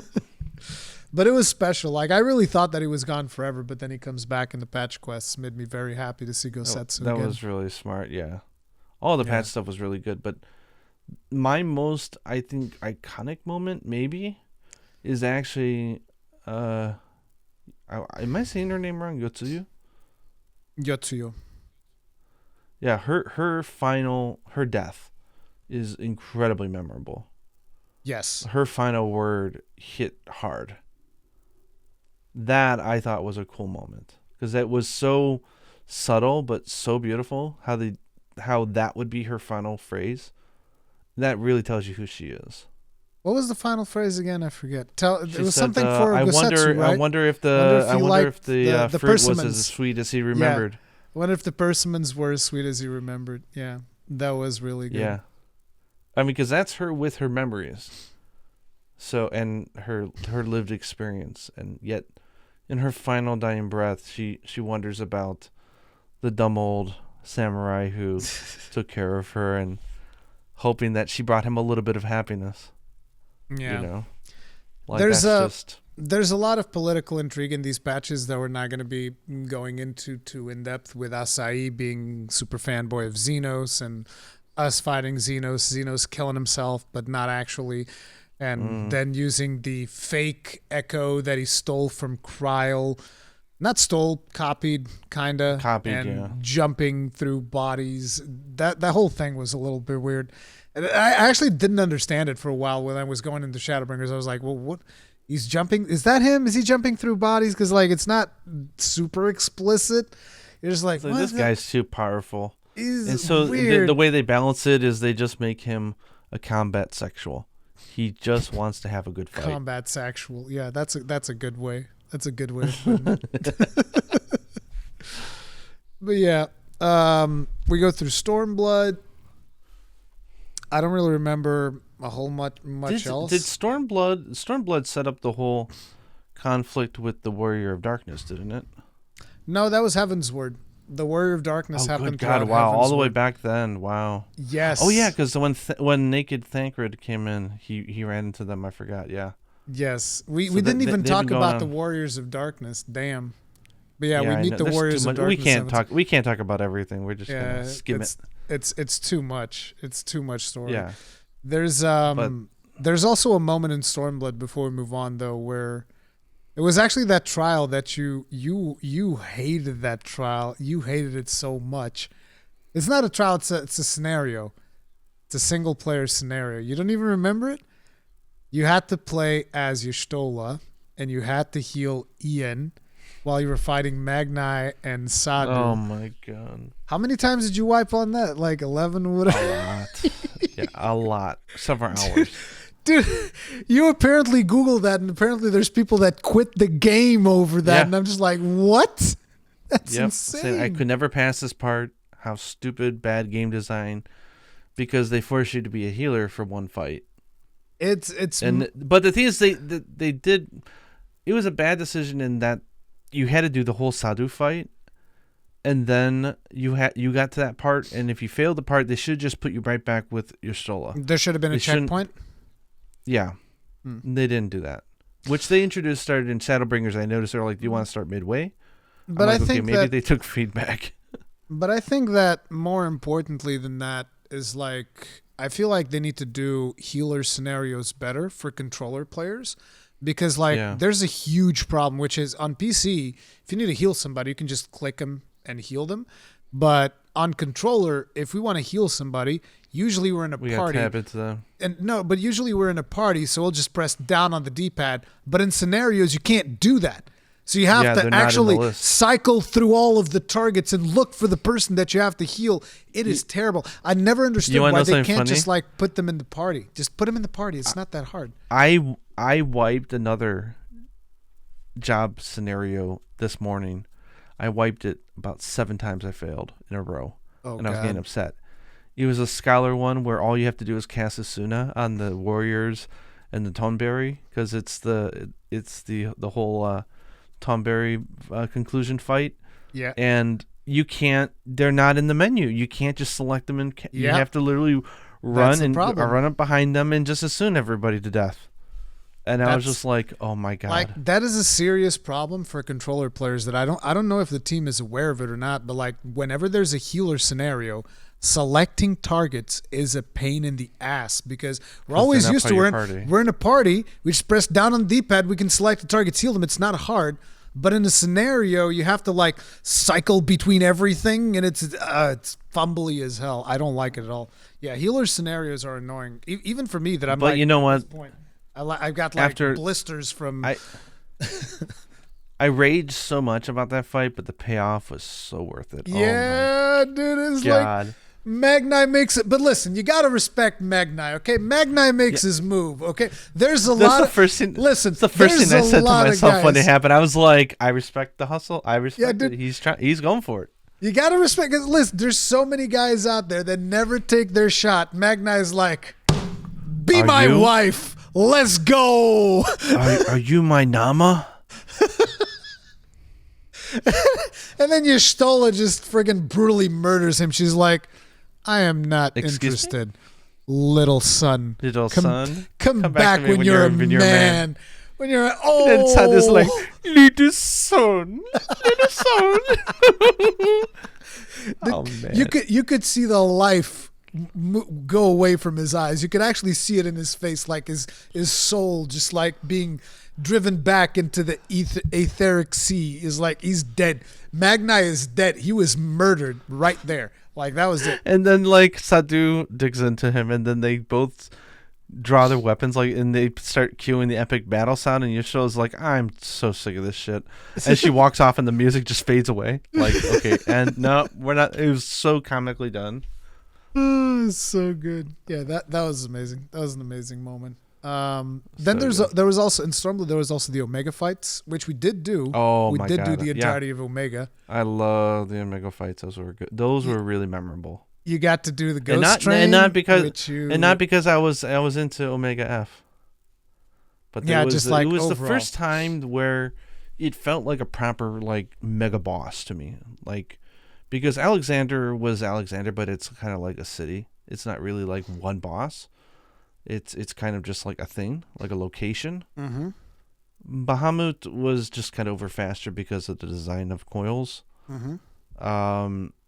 But like Omega was like an ongoing story thing throughout the entire raid, like picking, there's prodding ongoing us and kicking at us. There's ongoing story with Alexander as well, but it's different because it's the Gabos and whatnot. It's not, time but travel. it's not Alexander's story, so to say. Yeah, as much exactly. as it is the other people. But this was It's like, the okay, Illuminati. I'm dealing with the bad guy, and that was intriguing, and so that made technically speaking not a bad guy. And you also, No. I think it's during the Omega story that you also learn that Omega is the one who chased the dragons into Eorzea and destroyed their home planet.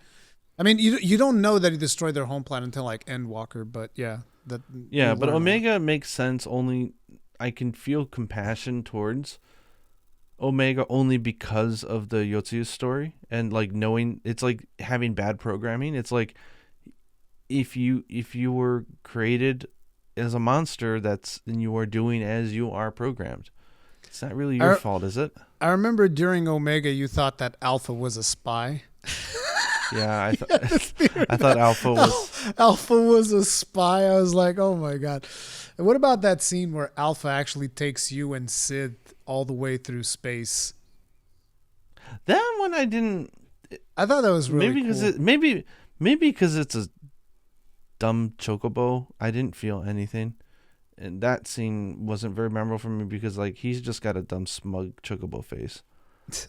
Like I don't get emotional with Alpha. That was really good.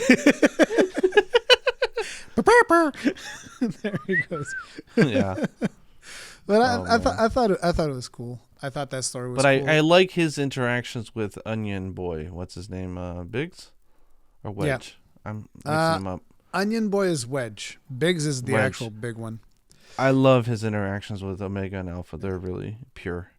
There's one of the things that I always like is I like when Nero shows up. Nero really plays the role of Eorzea's Tony Stark. Him. He's just like he's Tony Stark. He's got like his Iron Man suit and he's got a big ass hammer and it's cool. Yeah, he reminds me of like Devil May Cry type of cool. Like he's so over the top and like full of it, but in a kind of a lovable way. Yeah, because he's just so delusional. But he's also super talented. Yeah, it's really cool. But yeah, so there's that. There's Omega, and then we start getting the setup as we are going through the conflict. There was the big meeting with Varys. Not sure if you remember that. Oh yeah, that was a where really he shoots everybody down, saying he you just guys have been shits messing on up. them. Yeah, that reminds me of the Heavensward moment where the dragon shits you all down. I'm like, yeah, negotiations didn't go so well. Like the guy's not an idiot. Yep. And in the end, I mean, he really wasn't. He was misguided, but he wasn't necessarily a bad guy. Like, you know, I felt kind of bad for him. I mean, look, when even Emmett Selk, like mass genocidal, he is a bad guy. Kinda. There is no saving grace for him. He is one of the very few actual bad guys in the story. Fandaniel is a dick. Yeah. Like there's no saving grace for those characters. And I think that's fine. But at that point in the story, as you're doing like the final battle against the Empire, there was already moments where, you know, Thancred was already whisked away. You don't know what's going on with him. You're just like, what the hell happened? And then people are getting whisked away, and then it's just like you and Alizé left or whatever, and then like Alizé gets whisked away. Yeah. And then it's just you, and you have to go fight the Empire, and then at the very last moment, you get whisked away, and you get saved by Estinian. Yes. Estinian saves our ass, which is awesome. Estinian's a badass. Then you come to find that you've been pulled into you've been isekai'd, which usually turns out to be bad stories most of the time from isekai, I think. At least people have like a negative connotation of isekai whenever I became aware of that term. I think it was only during Monster Hunter that I became aware of that term, isekai. Yeah. But you get isekai'd into the first. And interestingly enough, they do a really good job at isekai with that, and it was amazing. Like, you get to explore so many different sides of all of these characters that is just completely wild. Shadowbringers is amazing. I love Shadowbringers. That was the moment I knew this was the best game I've ever played. Shadowbringers is so amazing. Yep. It's just ridiculous. But it stands on the shoulders of everything before it, so it's unfair to rank them because they're all one cohesive thing. Because if it didn't have the build-up that it had, then it wouldn't have had the impact it had. I think Shadowbringers still holds up pretty well on its own. Yeah, I think it holds up. It would. It holds up even better if you have all of the other backstory. So if I was to rank the expansions, I would say Shadowbringers is my number 1. Heavensward number 2. Stormblood 3, I don't believe in ranking Realm Reborn and Walker against the 3 expansions because they're kind of like the front and the back end of the story. Like they're different. They're paced differently because they have to be. They're not meant to be like these like contained like, well, not even contained, but you know what I mean, like more special stories. Like they're not meant to be that. So, but Shadowbringers, oh my God, I know you were hyping it to like ridiculous amounts, and the thing is I wasn't sure how I felt about it because I thought Shadowbringers, because of the name, was just gonna be some like dark emo shit, and then I get there and it's blindingly light. Yep, literally it's the exact opposite. Yeah. And I have like hilarious exchanges with the Fae folk. And there's like flowers and bright suns. I'm like, what is this? And like the enemies are like white ceramic sexy girls, and I'm like, and lions and there's horrific moments of. They look like divine creatures. They look like angels. Yeah. Yeah. I'm like, this is the exact opposite. And then I'm like, every character you thought was an ass, you're gonna feel like an ass for thinking that. Yep. These were. In another age, they are the Warrior of Light that I would have aspired to be. Like, they are good people. The Warriors of Darkness. I remember when you told me the Warriors of Darkness were trash, like, screw these people. And I'm like, okay.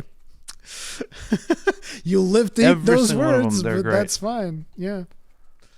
Shadowbring, I don't know how I felt about the, like, grossly fat guy in the city of, like, the rich people. And stuff like that. That felt a little like I wasn't as interested in that. That in the mining section was a little like me, but like every other story. But there was trolleys in the mining section, though.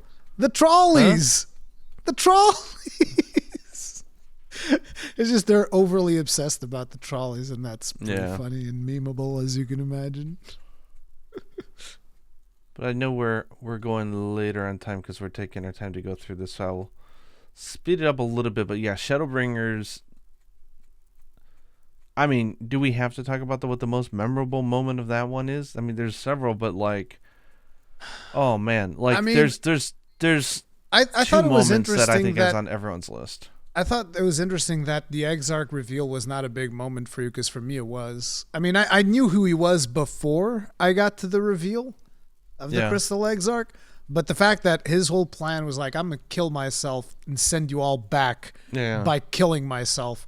I was like, dude. So it's like we saved his world. Not his world even, because it's not his world. Yeah. It's just like it had to be saved. Otherwise, we were all going to die. So he made the sacrifice to bind himself to the tower, to be able to come here and be able to save these people. And then at the end, he was going to die having achieved this goal. Send us back home. I was just like, dude, that's friggin' well. And you see the Urianger moment where he's like, don't intervene.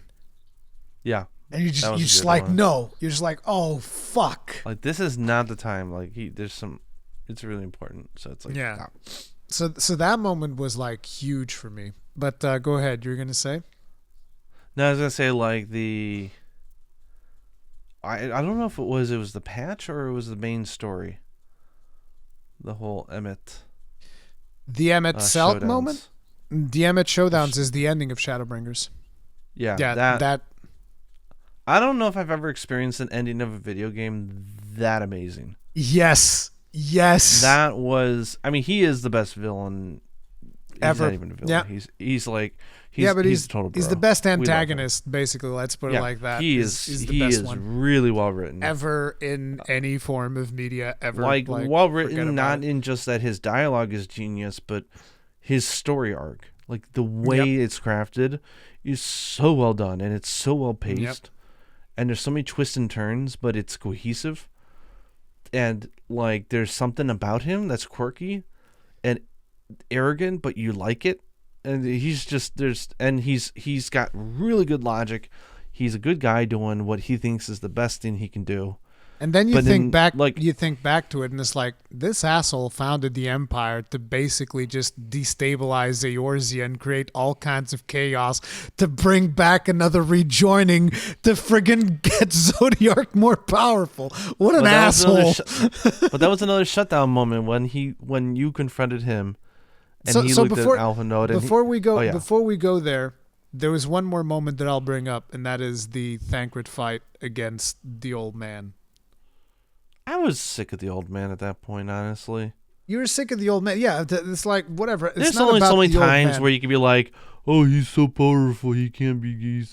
I mean, why was this guy even committed to, like, following Valkyrie? Yeah, like, I didn't feel like that was justified. Yeah. Like, you think someone that powerful and smart, you think that he would have better logic than just, yeah, he's probably going to win, so I'm just going to pair with him. But he fights with such conviction. You're like, is there an ideal here that you believe in? And I was like, no, he's just. Bad guy. He also, in a weird, sick way, I feel like he also had paternal instincts towards Minfilia, the Minfilia of the first. He wanted to kind of really bad ones, yeah. Yeah, really bad paternal instincts, but he wanted to kind of like protect her so that she wouldn't have to reincarnate I didn't again. Like him. Yeah. Because every time that she would die, she would like reincarnate again and again and again. And he was trying to like, I kind of got that vibe. At least he was trying to like stop that cycle. But it's like, it's not about the old man. It's about just the effort, the physical strain that Thancred puts himself through to keep up with him. Because Thancred can't manipulate ether because he's damaged since he got like whisked away by the Y'shtola spell into the flow or whatever. Yeah. And it's just like you really see him like use literally everything he's got available to him with his skills as a rogue mixed with his skills as a gunbreaker and just like mixing everything together I feel like they purposefully extend that fight to ridiculous degrees so that you actually really feel the struggle. Yeah, because it's not just once. They make you do that really scripted sequence like several times. Yeah. because they really want to drive the point home. That's like, this isn't easy for him because he can't manipulate like life or ether death. like everybody else. He has to be more skilled in every other way than any other scion that you can imagine, just to be able to keep up with these people that can manipulate ether. Yeah, and he's risking his life and getting his ass beat while holding his own. Meanwhile, the girl that he's doing this to protect is like, he looks at me and I think he hates me. Yeah. It's such a sad, like, that's why I told you Thancred is just, he'd be a bad father. He'd be a bad father. Literally willing to die. Bad father material. He's just the type that would be like, just do it. I know what I'm talking about. And like would never explain the stuff. Yep. But I think he completely misses the fact that there's a very traumatized girl who's trying to do the right thing. Who's trying to, it's a coming of, like, not coming of age, but it's like a coming, it's a coming into character story arc for her. And it's, she's trying to find self-identity. And he is such a closed little clamshell because he has so much luggage. He's like the beaten up father from, like, I don't know if you ever seen like the TV show like Supernatural or whatever, like the Winchesters. Like he's just so beaten up that he just doesn't open up about stuff, but that ends up not helping him, even though his heart is in the right place. And I love the fact that he got to give her a name. That I thought was really special. I would love to know where he came up with it. Yeah. Reen. She's a great character. I really like her. Yeah, Reen is really cool. But and that's why I really enjoyed the Eden fights because of that. That Thancred fight was really cool. And yeah, the Eden fights were awesome. We did those together actually. I helped you guys out from like E8S, not S, E8 until we E12. literally, you came online to do something else and we're like, I wanted to just do an expert.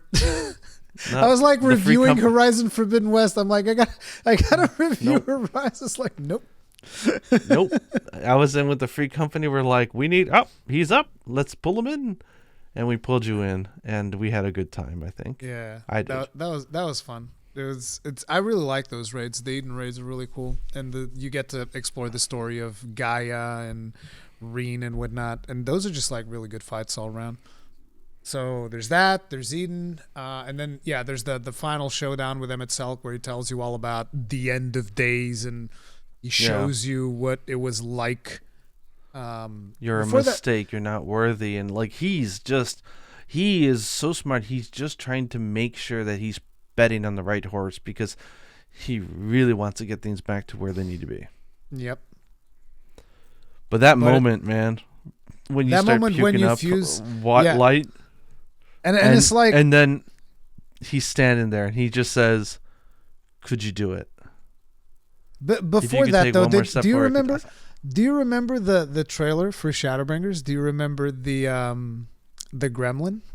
What the gremlin says? I still don't understand what that is. You told me to pay attention. I still don't know what was special about that. The gremlin says... No fight left to whatever, no will left. It's because Emmett Selk says the exact same thing back at you at the end of the game. He says literally the exact same words that the gremlin says when you're puking up light. He's like, there's no fight left to fight, no life left to live, whatever. And then, you start puking up, you fall. It's also more emotional because, like, as that happens, Reen charges forward and he just, like... I actually thought that he was going to kill Reen. I thought Reen was dead. No, this was a really good moment for him, for Emmett, because you realize that he is very much also a protagonist, not just an antagonist, because there's so many times he could have killed everybody. And he even says it. He's like, look, I could just kill you guys. I'm not. Like, that's not what I'm out to do. Because he's so much more overpowered than they are. Yep. But you just, you feel bad for him.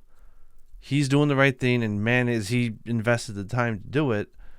And it's just like, I'm sorry, but it's got to be me or you. Like, it's just the way the world works. It's just the way that the conflict has played out. You got to go head to head, and you basically lose. But then Then you fuse Arbert. with Ardbert. Dude, that moment is so cool. Oh my god. As I get as it, goosebumps thinking about it. Like, I mean, that's a moment where I got teared up. Not because it was like sad or happy, but I was just overwhelmed with emotion. Because like he's just looking for it, and his story is such a sad one. Because I mean, he really got the bad end of a stick. Like he's another one who he's put up with a lot of stuff, and he's a good guy.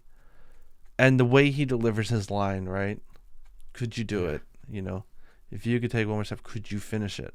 And you're like, yes. And then you just get that wonderful camera. I didn't say yes. I went with the joke when it was like, what? All alone? And your character actually smiles when you say that. It's like, what? All alone? It's so good. And then the axe comes down, and then the music starts playing, and you're like, it's so beautifully timed, dude.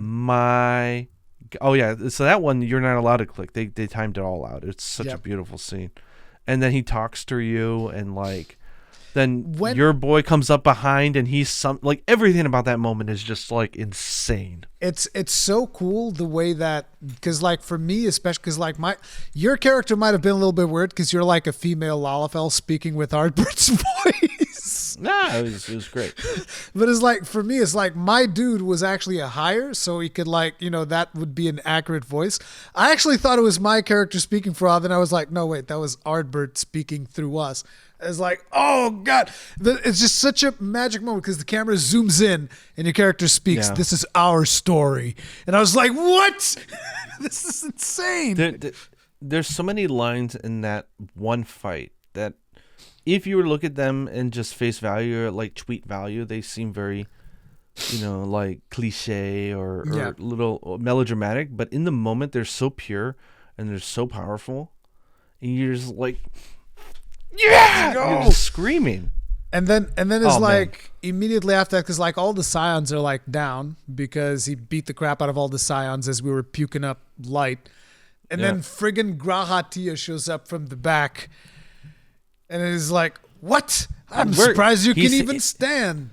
It's like, I could not leave matters half finished. He's like, I'm here to make the duty finder canon. Make the duty finder. It's like, dude, the line that he says, I freaking love it. And let expanse contract, eon become instant, warriors of light. Warriors from beyond the rift, heed my call. Heed my call. Yeah. It's so good. And then just like you see the things from the ground, and then the music just plays until you get into the actual duty. It's friggin' so awesome. Then you do Hades, and then at the end you beat him, and then Emmett Selk just goes, oh no, wait, because at the end he actually wins. Emmett Selk wins the first round. So like you're like all beaten up, and then suddenly you just hear the thing crack, and Thancred comes in through the darkness, slides all Devil May Cry style, breaks the Aurosite crystal all over him, and everybody channels the ether. It's so good. It's so friggin' good. And then, then you eventually defeat him. You throw the axe of the Warrior of Darkness right through him, which is even more appropriate for you because you were a warrior. In my case, I was a gunbreaker at the time, so I was like, oh, I throw an axe? All right, that works. I was like, that's our axe. That's the most powerful tomahawk I've ever seen. It's like... It was kind of good for me because I was a small Lala, and I was a girl, so it was a perfect opposition of Ardbert, right? We're both warriors. I'm a small little cute Lala. He's a very stern, seen some shit, vocal guy with a shortcut. And it, like us fusing together felt like we were just two sides of the same coin, literally. Yeah. So that was beautiful. And then you get the gorgeous final line of like, remember us, remember that we once lived, and he's gone. Which was really, really cool. Remembrance ends up being such a theme. And then, the patch quests come around, and you get, there's a lot of more development. You get to learn a little bit more about Elidibus, and Elidibus takes on the body of the Warrior of Light, and at the same time creates a bunch of new Warriors of Light by indicating that Heidelin's basically a radio that's always transmitting. It's like 24/7 answers, Heidelin FM. Good God. Hydaelyn FM, creating Warriors of Light 24/7. Just tune in, listen to answers, and you're good to go in the middle of any cataclysmic event. But it creates a bunch of Warriors of Light, explains more stuff about that, and then eventually we fight him, and he takes on the form of the original Warrior of Light. That was a cool battle. We actually did that one together. It was pretty cool. And your mind was completely and utterly blown when Emmett Selk comes back and like summons us from death because he wins, and then Emmett Selk shows up. He's like, "Oh yeah." Oh, that was good. He's so great. Oh my God. And so that was a very satisfying conclusion. Yeah, that felt really good. That was, like you said, if you were going to play any of them standalone, that would be the strongest one. Yep. Shadowbringers. But it's made so much even deeper with the pre-knowledge of where everything's coming from. It's just even more mind-blowing. But it's so good. And then eventually you start getting the hints that there's something happening in the moon, and we eventually have to go there. What was the raid in Shadowbringers? It was Eden. We talked about it. Or you mean the Alliance raid? Oh yeah, Eden. Yeah. The Alliance raid was Nier, which is canon for the Nier story. Yeah, that was funny. Because Yoko Taro's a madman. Very good. And you still have to do the the Dwarven Beast Tribe, dude, which is one of the best stories. It's really, really good. You got to check that out. But yeah, that's like Shadowbringers in a nutshell. Then they start like aiming us towards the moon, and all of these bad things are happening, and it seems like the end of days is coming or whatever. I kind of forget the exact link because it's my mind. Endwalker though is like, it reminds me of Shadowbringers in that it's completely what I did not expect. Yep. It was like, even the places we go and the things, it's so different from what I would have.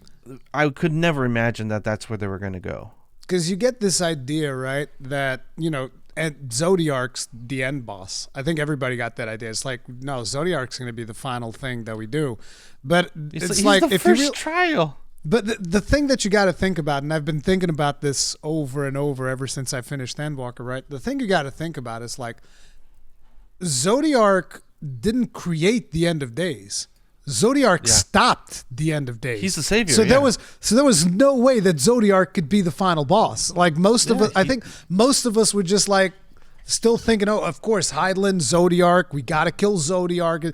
And I remember you distinctly you telling me, and this was even after you started Endwalker, you were like, I don't trust Hydaelyn. We got to kill her. Got to put her down. And I was like, funny you should say that. Oh, man. Funny you should say that. Yeah, I take all that back. And you were like, I get mother vibes from her, though. I get mother vibes from this person. And at the time, she was being shown as Vanat, even though you just knew her as Lady of Light. It's like, I get mother vibes. And I'm like, funny you should say that. Literally the mother crystal. But her story is good. Yeah, so it's like, we go to Sharlayan, which has been like a secluded civilization. They're being super secretive, not telling us. So we go poking around. We find out they're moving a lot of stuff to Labyrinthos. We're talking about like characters that are asses. Like at the end, Fortuno. He won the ability for me not to kill him, but I'd still punch him in the face. Punch him in the nuts. It's a little bit more painful. So yeah, he deserves it. He's an ass. A good gonad shot. Yeah. Yeah, luckily their mother is good, so he's kind of an idiot. But you get to explore Sharlayan, which I thought was really cool, and I like the fact that they took their time with this expansion. So you got a lot more character interactions and stuff like that. Like that's what I was surprised about. Yeah, it's like they just slowed down the pace big time and said, let's really take this in and do it's it. Because like I said, it's like Endwalker does not exist without Shadowbringers, and for a lot of people that did Endwalker in isolation, they probably thought it was boring as hell. I mean, it was like 5 hours without you doing 10 hours, not even a battle. Yeah, I think it's 5. I don't think it's 10. But yeah, it's like 5 hours without you doing a single GCD is like, that's a lot. That's a lot. That's a big ask. I was like, wow, this is just a choose your own adventure storybook. It's not even there's no even battles in this. But it's like the dinner scene was so good. The dinner, I was like, dude. Down. Yeah, grahatia with a big burger. Oh God, yeah. So when you say dinner, I immediately good. started thinking back to Heaven's Oh, Word when I was having no, dinner with Sir Emmerich.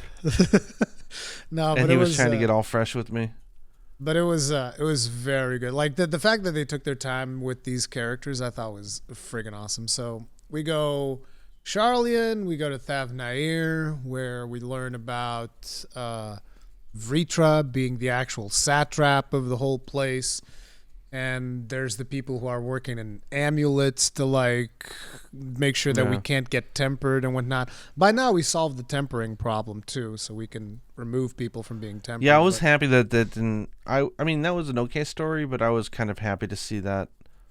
Like, we just have a Porksy factory production now, so we can just manufacture Porksies at will. So that we solved that problem. Okay, we killed we beat the big Porksy, and now the big Porksy works for us, and she just makes more Porksies. That's how that works. I mean, if that is the most Master Matoya thing ever. He's like, we're just gonna use magical pigs. Solved. Problem solved. But. Yeah, so that was all that character development, Thavnair, and then eventually you go to Garlemald, and I feel like Garlemald is where things really start. Like that's when they said we've now set up we've set up the stage, and now it's time. We're not going to wait till patches. Now we're just going to start throwing things completely all over the room, and we're going to make a mess of everything. And it went like nuts. So let me. So you get to Garlemald, and there's obviously they're there, and they're like, we don't want your help. It's your fault that things are as bad as they are. This is all your fault, and it's like really surprising that that's the way that they react. It's like, we're not the ones that did this mess with these towers. That ain't us, buddy. It's like, no, it's your fault. They're fighting you. It's your fault. It's like, no, hey, we got nothing to do with this. But in that scene where you go to meet up with the resistance that is still in Garlemald. I mean, obviously there was the very tragic deaths that you witness, and you fail multiple times during Garlemald. You fail to help people, but eventually you meet up the General Quintus, whatever his face is. And the moment he puts the collars on the twins and he separates me from the twins, I was like, you give me one option, I will slaughter literally every person that is in. I will slaughter everyone. You take these twins away from me, I'll kill you. I'll kill your family. I'll kill literally everyone in this goddamn zone, and I won't even hesitate. But they don't give you the option. If they had given me the option, it's like some kind of like bad ending type. That would have been the ending there. I would have butchered everyone in that goddamn zone. I don't care. I came here to save y'all. Y'all are like putting collars in my friends. No. I would have butchered everyone. But yeah, there's obviously all of those events that happen, and then eventually Quintus takes his own life. And I'm like, good. You didn't have any honor anyways. I don't like you. Screw you. I mean, obviously it's the whole thing about suicide, terrible. Don't do it. All of that. There's reasons to live. But like in a video game story and all of that, like, fuck that guy. I hate that guy. And I'm happy that he's dead. And I was going to kill him if he hadn't killed himself. It's that simple. Oh, man. And then we literally, the story gets out of this world. Yeah, we go to the moon. We go to the moon where and by the way, we learned that Fandaniel's real identity is Amon, which for people that are really invested in Allegan storylines or not, they'll know more about that than me, which Amon didn't really mean much to me. I know that he was like big Allegan dude, whatever, like super ingenious and whatnot, but yeah, we go to the moon. My mind was slightly blown when I found out that Emmett Selk is not actually his name, but a title. Yeah, Emmett Selk is the title. Yeah, that was like, and the whole idea of like hiding self with the masks. Yeah, and even us as a Zem is like, you know, Venat was a Zem basically. Yeah. But before we even get there was another thing that I'm forgetting.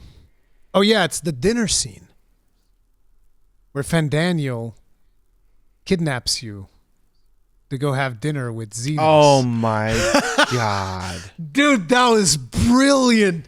I was like, dude, that is like when I saw Xenos basically take over my character and my character staring back at me with an evil grin on his face. I was like, dude, it's like, what the fuck? Stop. That blew my mind. I was like, wait a second. They're transferring souls into bodies. What the hell is he doing? Yeah. Xenos, get out of my body, man. I was like, oh my god. And then you have to play as a paladin, by the way. The abilities that you get in that character, those are paladin abilities, like Fast Blade, all of that. That's paladin. You were playing as a paladin for a little bit. Garbage.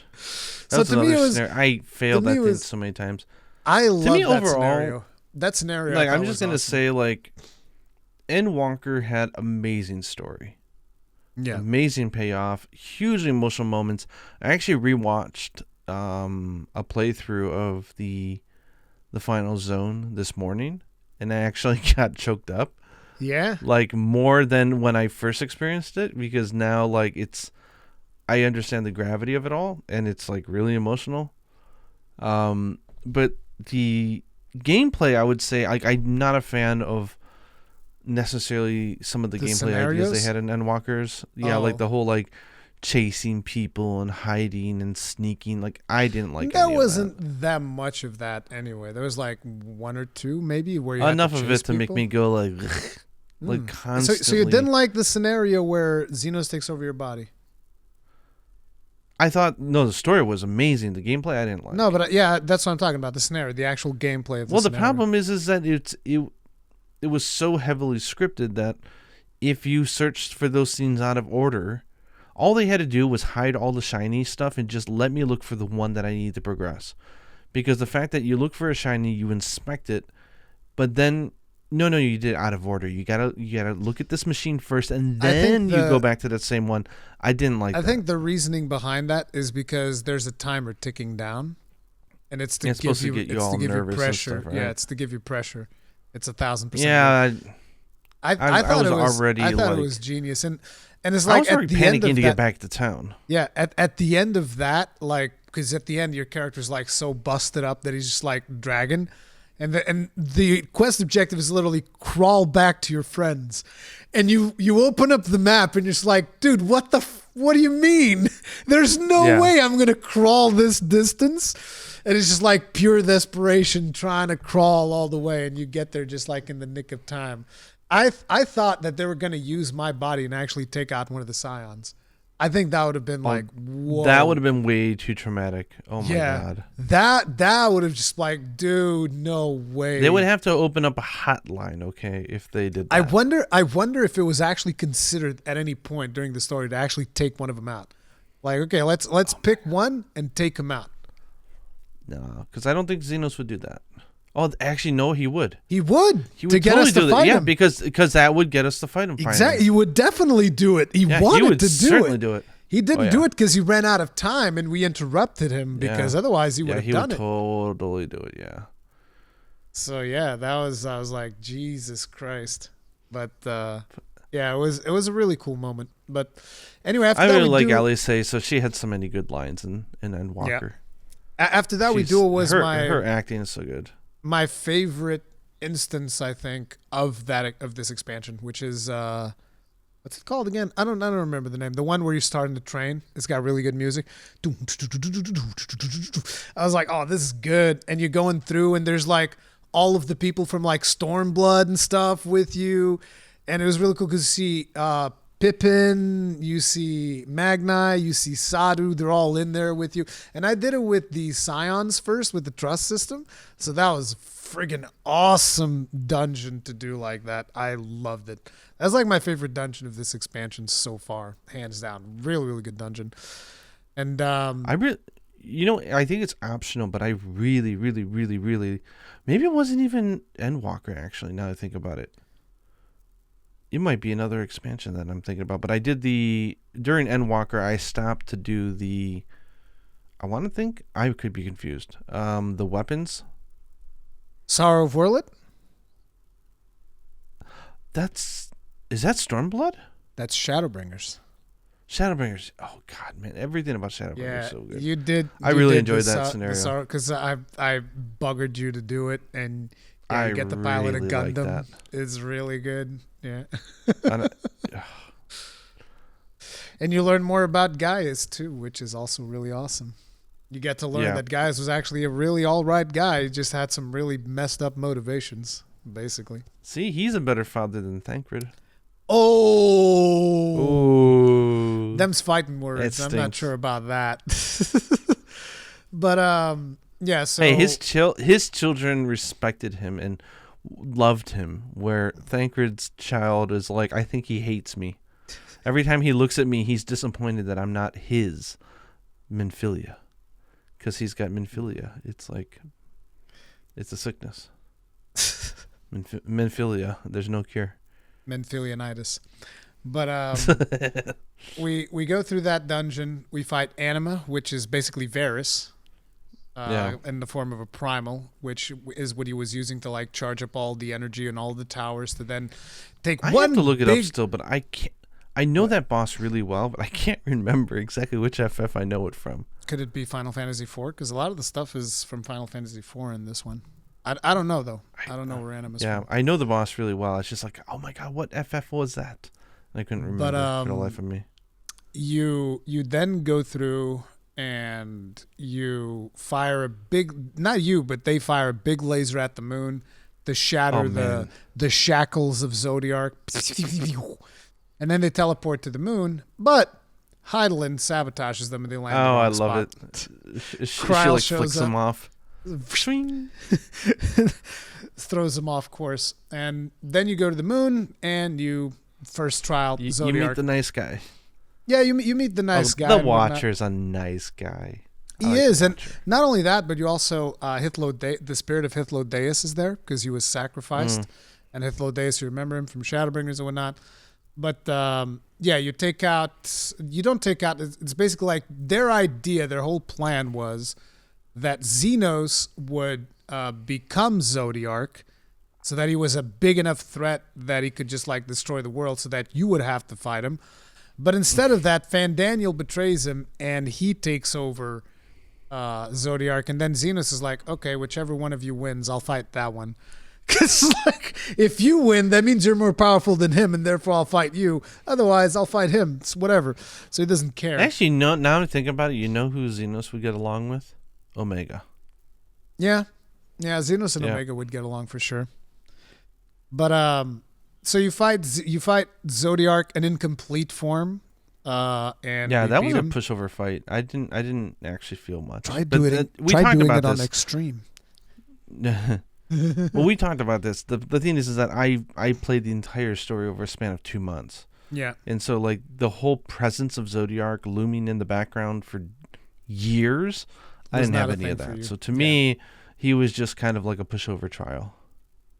So we beat his ass, and then friggin' Fandaniel reveals that it was his plan all along to destroy Zodiac, because Zodiac essentially was what was keeping the End of Days at bay. The balance between Zodiac and Heidelin was keeping the End of Days at bay. And with Zodiac destroyed, the Song of Death from Meteon arrives, and people start like, oh my god.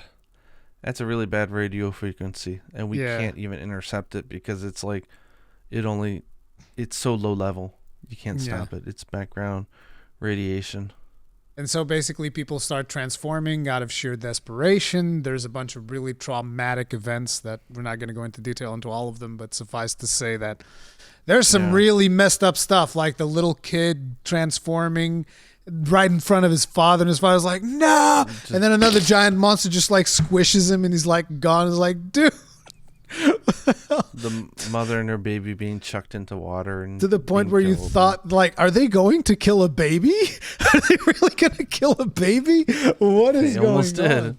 They almost killed a baby. Like, that was how far they went with this story. It was really dark. And by the way, it has me super excited for the potential of Final Fantasy 16. That's going to be amazing. Yeah. But so there's all of those events. And, you start unlocking more zones in Thav Nair and more stuff about Labyrinthos. And then you eventually find out Oh yeah, we also learned about the Loporrits on the moon, which the moon was like supposed to be basically a spaceship for us to escape the end of That days. was all comic relief, in my opinion. It was funny. The Loporrits? Yeah, the Loporrits were funny, but like the plan was not comic relief. The plan was put in place by Venat for us to escape on the moon, to go someplace else if we weren't. Yeah, it's hilariously flawed. It's serious problems. But then you find out that like, oh, so you guys have been working on a spaceship. Y'all have been making a spaceship over here. And one of the things that bothered me is how friggin' Alphino goes all over the place, like trying to find these special parts and all of these things and commissioning all these things.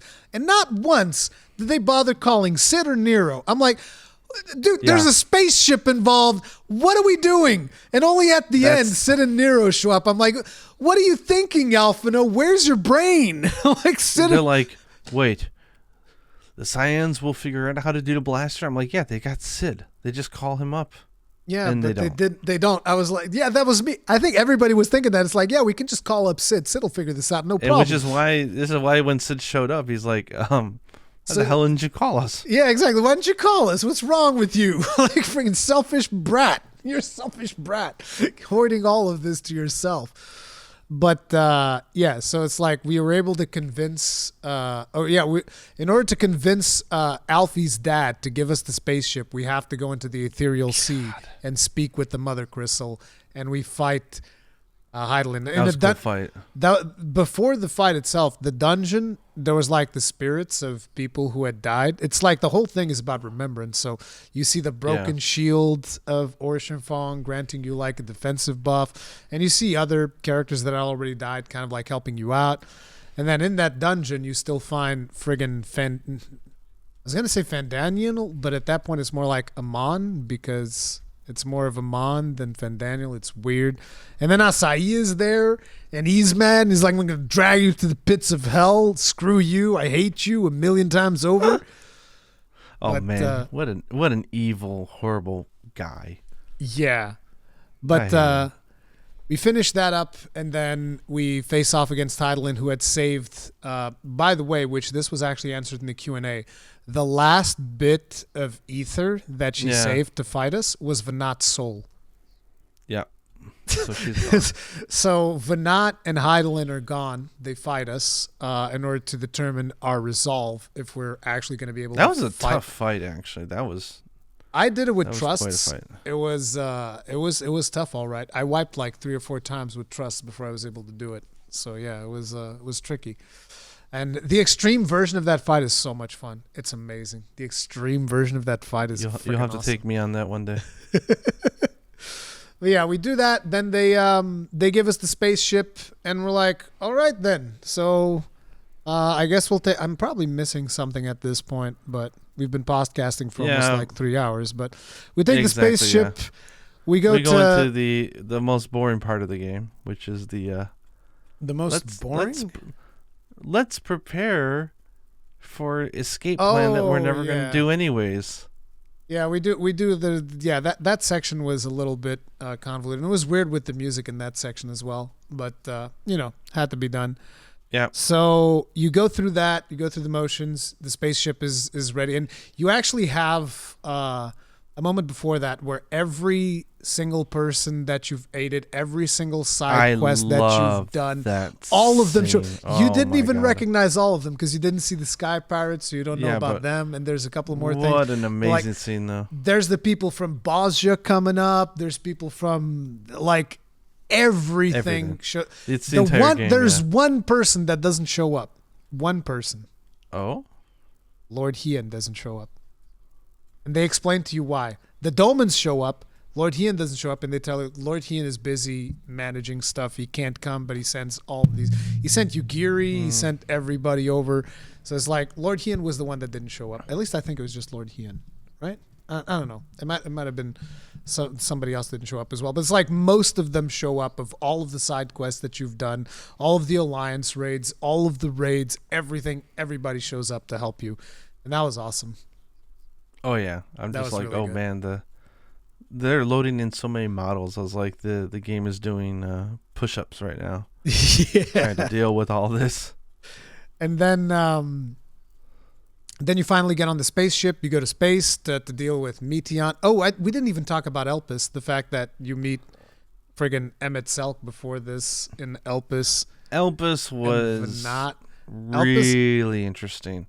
Yes. Because you know that you're in a very special slice of something that is informing everything that has already happened and will happen. And so you want to take it in. So you're like talking to everybody. You're looking at everything. And the way they set it up on why the end of days started to happen was such an understandable but tragic story in my eyes with Hermes. Mm-hmm. And it's so sad that the desperate aloneness of feeling human and wanting to do the right thing, or I should say, wanting to not do the wrong thing, is what led to their destruction. It was almost self-justice, but unintended, like completely unintended. Yeah. Like he didn't mean to kill everybody, but he's like, creationist magic, and they're like, yeah, and we just discard these creations. Like, and we're it's horrible, so funny. Horrible it's so people. Funny how you actually just like you casually meet Meteon. It's like she's just like there, and you're just hanging out with her for a little bit and whatnot. She's great. Yes, I really enjoyed my time with her. I'm an intellecty and whatnot, and my energy is dynamis, and it's like all of these things, and it's like, oh, okay, that's cool. That's one of those sections where they took their time so much. Yeah. With that section, with so many mediocre things, that is why I felt connected to that character. If they had rushed it, I don't think it would have worked. And you get so much more connection to Emmett Selk as well, which is friggin' impressive when you think about it. It's like, oh my God, that's Emmett Selk. And that's Hythlodaeus. And it's like, oh, it's him and his boyfriend are shooting palms at each other. They're so funny. It's so cool. And it's like, dude, if you go into that dungeon with them, you can have them as trusts. They're the trusts. And I was like, dude, I've done the dungeon many times because I enjoy it so much. You have like Venat is the healer. Hythlodaeus is a bard. And then, depending on your role, Emmett Selk can be a Dark Knight as a tank, or a Black Mage. Yeah, he was a tank for me. Yeah, he was a tank. I was doing Dancer. Yeah, that was really, really awesome. But yeah, you so this is just like to establish that we've met Emmett Selk, and you get like more time with Emmett Selk to bond and whatnot. And then eventually you go out, and like I said, you get the spaceship, you go out into space. After all the things that happened, to confront Meteon, and Meteon like stops you in the middle of space before you get anywhere, and just like straight up is ready to murder you all. But right before she does, Thancred saves everybody. Your boy. Your other boy. Thancred's just like, survive, and he dies and creates a plane where everybody can exist. And that plane just gets filled with like all of these dying civilizations. You learn about the death of dragons. And then Estinian sacrifices. You learn about everything. Himself. They really just go crazy. And it's like, I remember when you were doing this zone, it's like, oh, they're all just going to come back. There's no way they're all just going to sacrifice. They're all just going to come back. It's not even concerned. This is then Rory tries and successfully breaks my heart. He starts telling me, he's like, no, guys, you're wrong. This is called Endwalker. Like, this is like, they're literally, this is the end. And I'm like, wait, this is what? The story. Exactly. And then it started to fall in, and I started feeling sick to my stomach. And I'm like, I upped the stakes. Oh my God. You were like, there are no stakes. This is a Disney movie. There's no stakes here. Everything's going to be all right. Everybody's got plot armor. And they're like, no, this is the end of the story, Gaijin. This is it. Like, and you're like, no, but there's quests that interact with them. And like, yeah, only an MSQ. And this is the end of the MSQ. And you're just like, no, wait, what? I should have caught the hole in that logic, because I think Estinian has some stuff that you can do that's not MSQ. Yeah, Dragoon quest line. I should have. But yeah, that was. I got you. That almost destroyed me. The music in that section is so beautiful. The music is so good, which is why I pre-ordered the soundtrack today. I was like, I need that song. Did you notice that the music evolves as you go through the zone? Yeah, I didn't realize. You were trying to hint at me, but I didn't realize that it was cloudy. Like, actually, and more clear. The start of the zone to me was actually uncomfortable, because I was playing with headphones, and there's a static sound when you first get to the zone that it's literally uncomfortable. Like to the point where I actually had to lower the volume because I'm like, this is uncomfortable. It just feels terrible. And then it becomes more pure. And then it starts becoming more. It's like the best. It's the best like retro like early '90s, late '80s rock ballad you've ever heard. So good. And every word is so well written. It's really good. The lyrics are great, and it cues in at every point just to rip your heart out of your chest. I've been watching some reaction vids on that, and it's just like, dude, it's like it's just destroying. When people. I was going through that zone, I didn't live stream it because I had the whole thing with me overexerting myself and whatnot. But when I was going through that zone, every single time one of them would go, I'd be like, fuck, I would cry. It's like, first it was Thancred, and we don't even get to see that one. It's just like, Thancred's gone. Yeah. He's gone. I'm just like, what? Because it's like, even if they get to come back, because we have the power of Azem, even if they get to come back, I'm like, these characters don't know if they're coming back or not. They're just like, that's it. Yeah. This is it. I'm gonna end it right here, lay it all on the line so that you can move forward. Which is kind of like, if you look back to Realm Reborn, it was the same thing that happened for you to get away, except this time is for you to move forward. And then the music also has Forge Ahead. Na, na, na. It's God. I like that line, through you we live. Like that. Yeah. Like every lyric in that song hits hard. It does. And so they sacrificed them. Basically all the Scions sacrificed themselves. And it's like the one that hit me the hardest was Grahatia. Because he doesn't even have a line. He just smiles. And the music cues so perfect in that moment. You get the Shadowbringers tomorrow and tomorrow. It's friggin' so good. And then eventually the twins. I remember when you were telling me, okay, so it's just me and the twins. They have plot armor for sure. There's no way. And then the twins go too. Boom. The moment Alpha Note started talking, I was like, what? No. And Alice said exactly what I was feeling, man. And she just. Her lines destroyed me in the inside. I didn't cry, but in the inside I was like, that was just painful. But then she somehow comes to terms with it, and then they give us the Rainbow Road of Tears, and it's just like, oh, good God. And it's like I don't remember the voices of all of those characters. I wish they would have used the same system that they used during the Thancred thing to show which characters they were. Because there's no way for me to remember all of them. But one of them, which was the second ghost, murdered me instantly. Like, that was it. I couldn't even move after I heard him. Heavensward? Yeah, it was Orshafal. Yeah. It was like... because you're super sad at the moment, and then you hear... Orshafal, like, basically trying to comfort you. It's like, do not fret so. You still have friends, or you still have... And I was like, oh... fucking murdered me. But yeah, then you do all that, and you do the Rainbow Road, and then you basically get, before the epic showdown, you get that moment where you think you're going to summon the Scions to help you, but in fact you summon Emmett and Hithlo, and I was like, oh fuck, that is awesome. And the first words out of his mouth is he's bitching at you. It was awesome though, because like they explain to you that when they return to the Ethereal Sea, their memories are restored.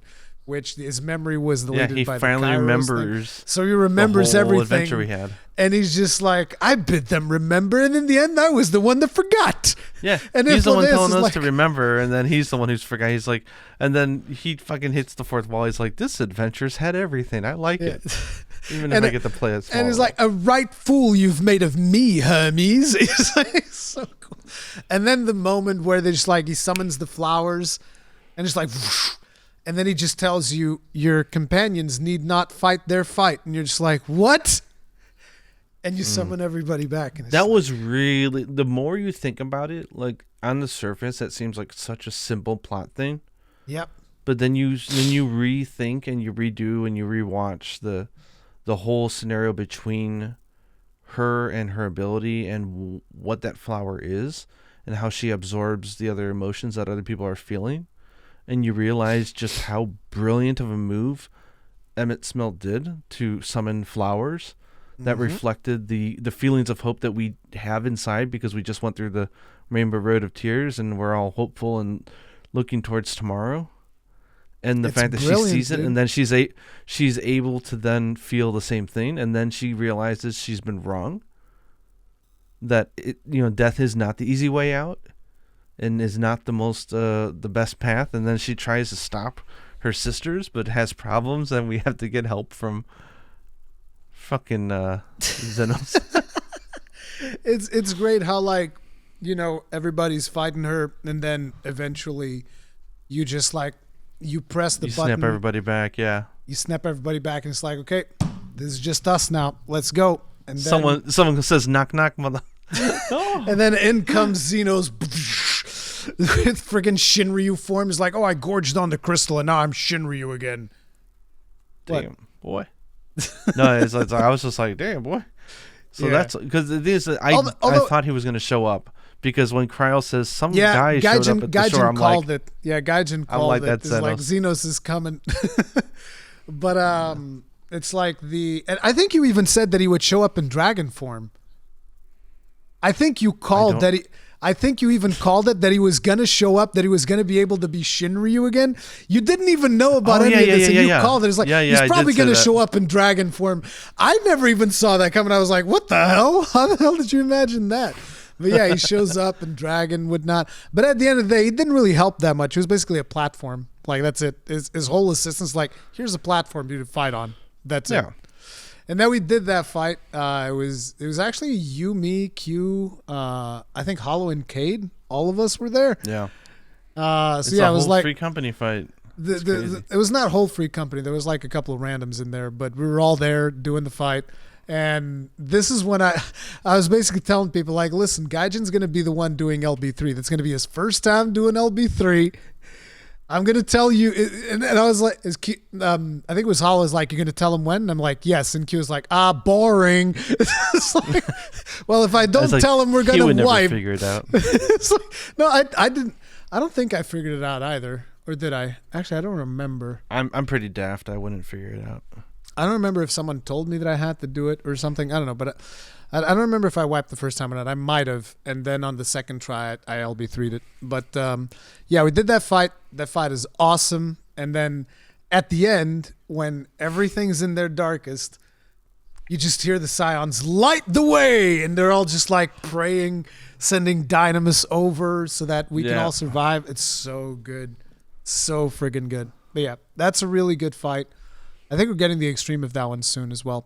And then eventually, after all is said and done, you fight Xenos. And I have to ask you, because there's like lots of different opinions on this. A lot of people don't like fighting Xenos at the end of that. Like, they thought that was not what their character would have done.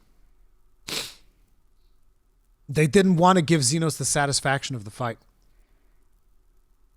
A lot of people He did came not. to us at a really critical moment and gave us like some wind beneath our feet to go on and do that fight. Like, we owed him that fight. Yeah, but a lot of people didn't feel that way. A lot of people didn't want it to give him the satisfaction because they didn't like Xenos, so they're a little bit upset. One of the options, by the way, that you get to choose when Xenos shows up, one of the options is very like fourth wall breaking, where it's more talking to you than necessarily to your character, which is like, face it, deep down, there's like an option that says, I want this.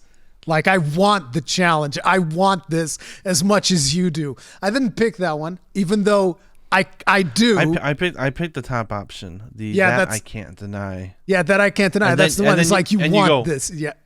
Yeah, exactly. And you smirk. But that line is straight up addressed to the player and not necessarily to the character. I didn't pick that option because I was role playing my character. So I was. Me too. My character was more like, Lily's bloodbath, man. I'm gonna put you down. Like, if there was an option, just like, I'm just gonna put you down like a dog. Like, you got to go down. But I'm gonna tell. I don't know if I've spoken to you about this yet, but I'm gonna tell you a theory. But anyway, so there's the fight. You fight him, and then at the end, it just like goes down to fisticuffs and everything. How many times I died an embarrassing amount of times in that fight. An embarrassing amount. So there's one death that is scripted because you can like come back from it. Yeah, no. Like, you actually failed the duty. They didn't script like a dozen deaths. Oh, okay. But so yeah, I got the one that was scripted, but then I just like beat him. No, I think I died like 6 times or 7. But after you defeat Xenos, there's a really cool moment where just like you're both laying on the ground, you're all just like exhausted, Half dead, yeah. and then the thing falls down, the teleporter, and you pick it up and you go away, you teleport back, and then like happy ending, end of the story, all of that. But here's the interesting thing: there's a theory right now that people are saying that as his dying wish, Xenos, with all of the energy that he had from the Mother Crystal and all of that, he basically wished for that teleporter to appear so that you could survive. There are some people that say, I'm not sure if this is confirmed or not, there's like a fan theory, that it was Xenos' will that brought forth the teleporter because you were exhausted. Like you spent all of your energy fighting. You were almost dead, yeah. Yeah, and then you fought Xenos on top of it. So you're just like, you're wasted. But Xenos still had a little bit of energy from absorbing the Mother Crystal, and that he used that energy to basically bring the teleporter down so that you could get away. Yeah, I never thought about that. Like, why did it just happen to fall down? Yeah, his lines, I didn't feel very satisfied with his final lines, to be honest with you.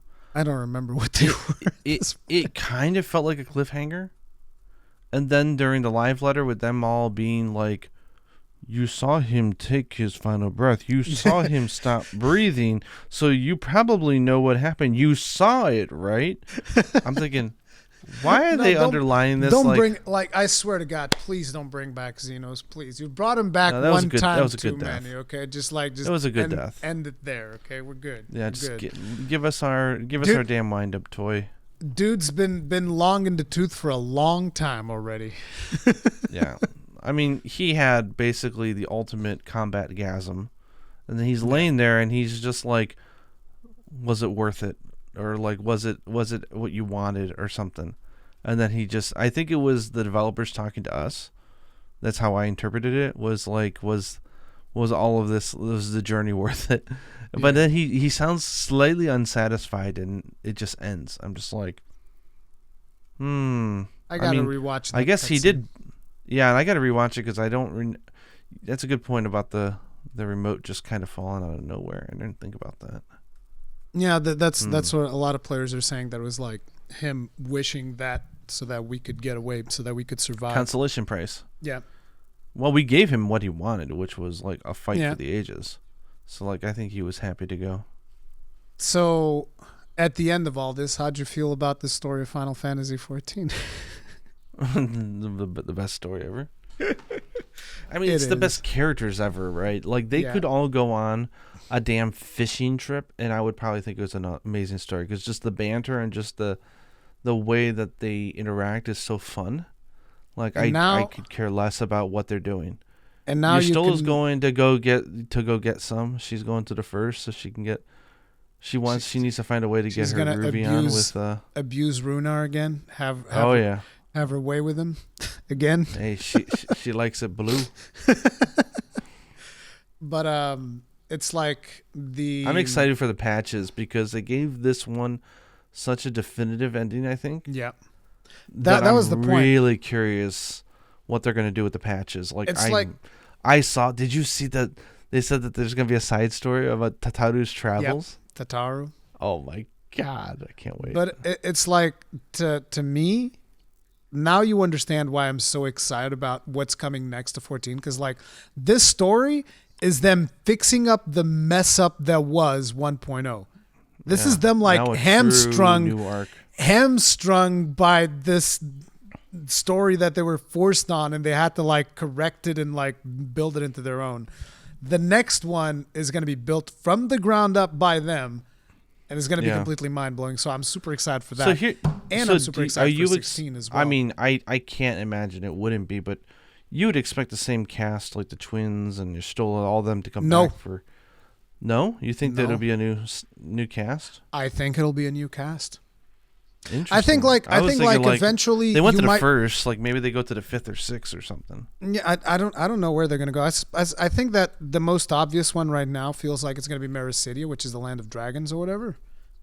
But we'll see if that's the case. But it's like, I think that the idea here is to make the next thing, just like a brand new story. And I don't think they want to keep bringing back the old characters. Like, they might show up every now and then. Nice side episodes or something. Yeah, I don't think they're going to be like main characters in the story, because I think it's also going to be a way in which they can bring new players in, where it's like, hey, you can start playing this story right now. Yeah, because you don't need to know it.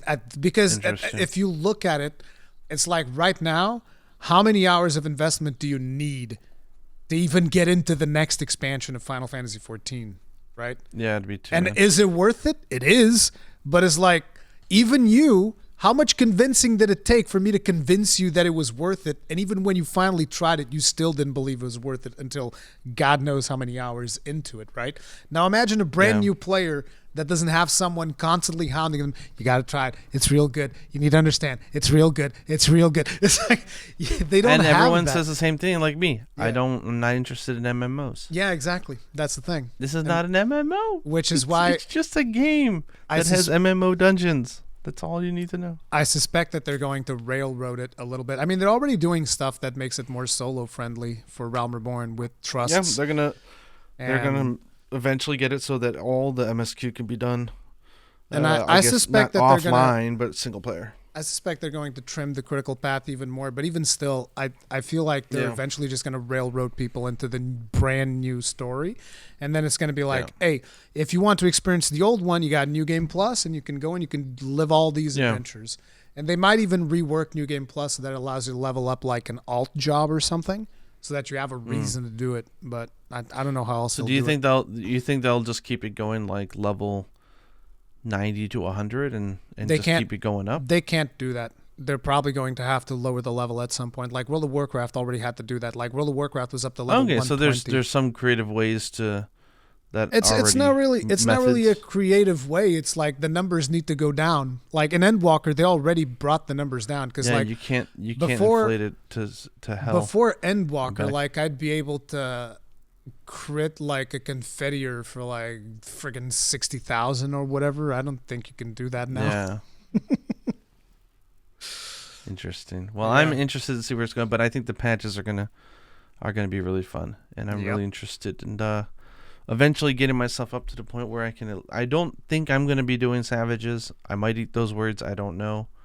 I don't think so, but I am interested in extremes, so should be fun.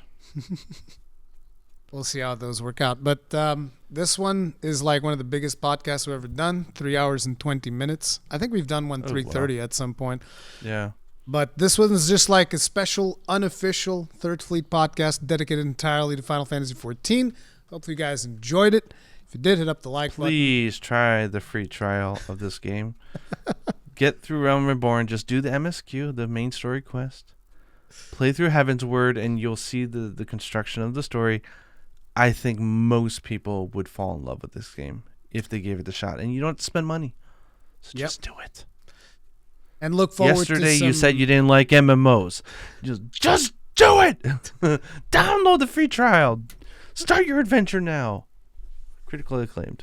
Okay. And look forward to some 14 content eventually hitting Gaijin's channel. And I can't wait to hear all the Monster Hunter players hating on me because I got you addicted to 14. I'm done. Yep. That's it. I'm screwed. We'll see you guys in the next one. Stay strong. Stay safe. Peace out.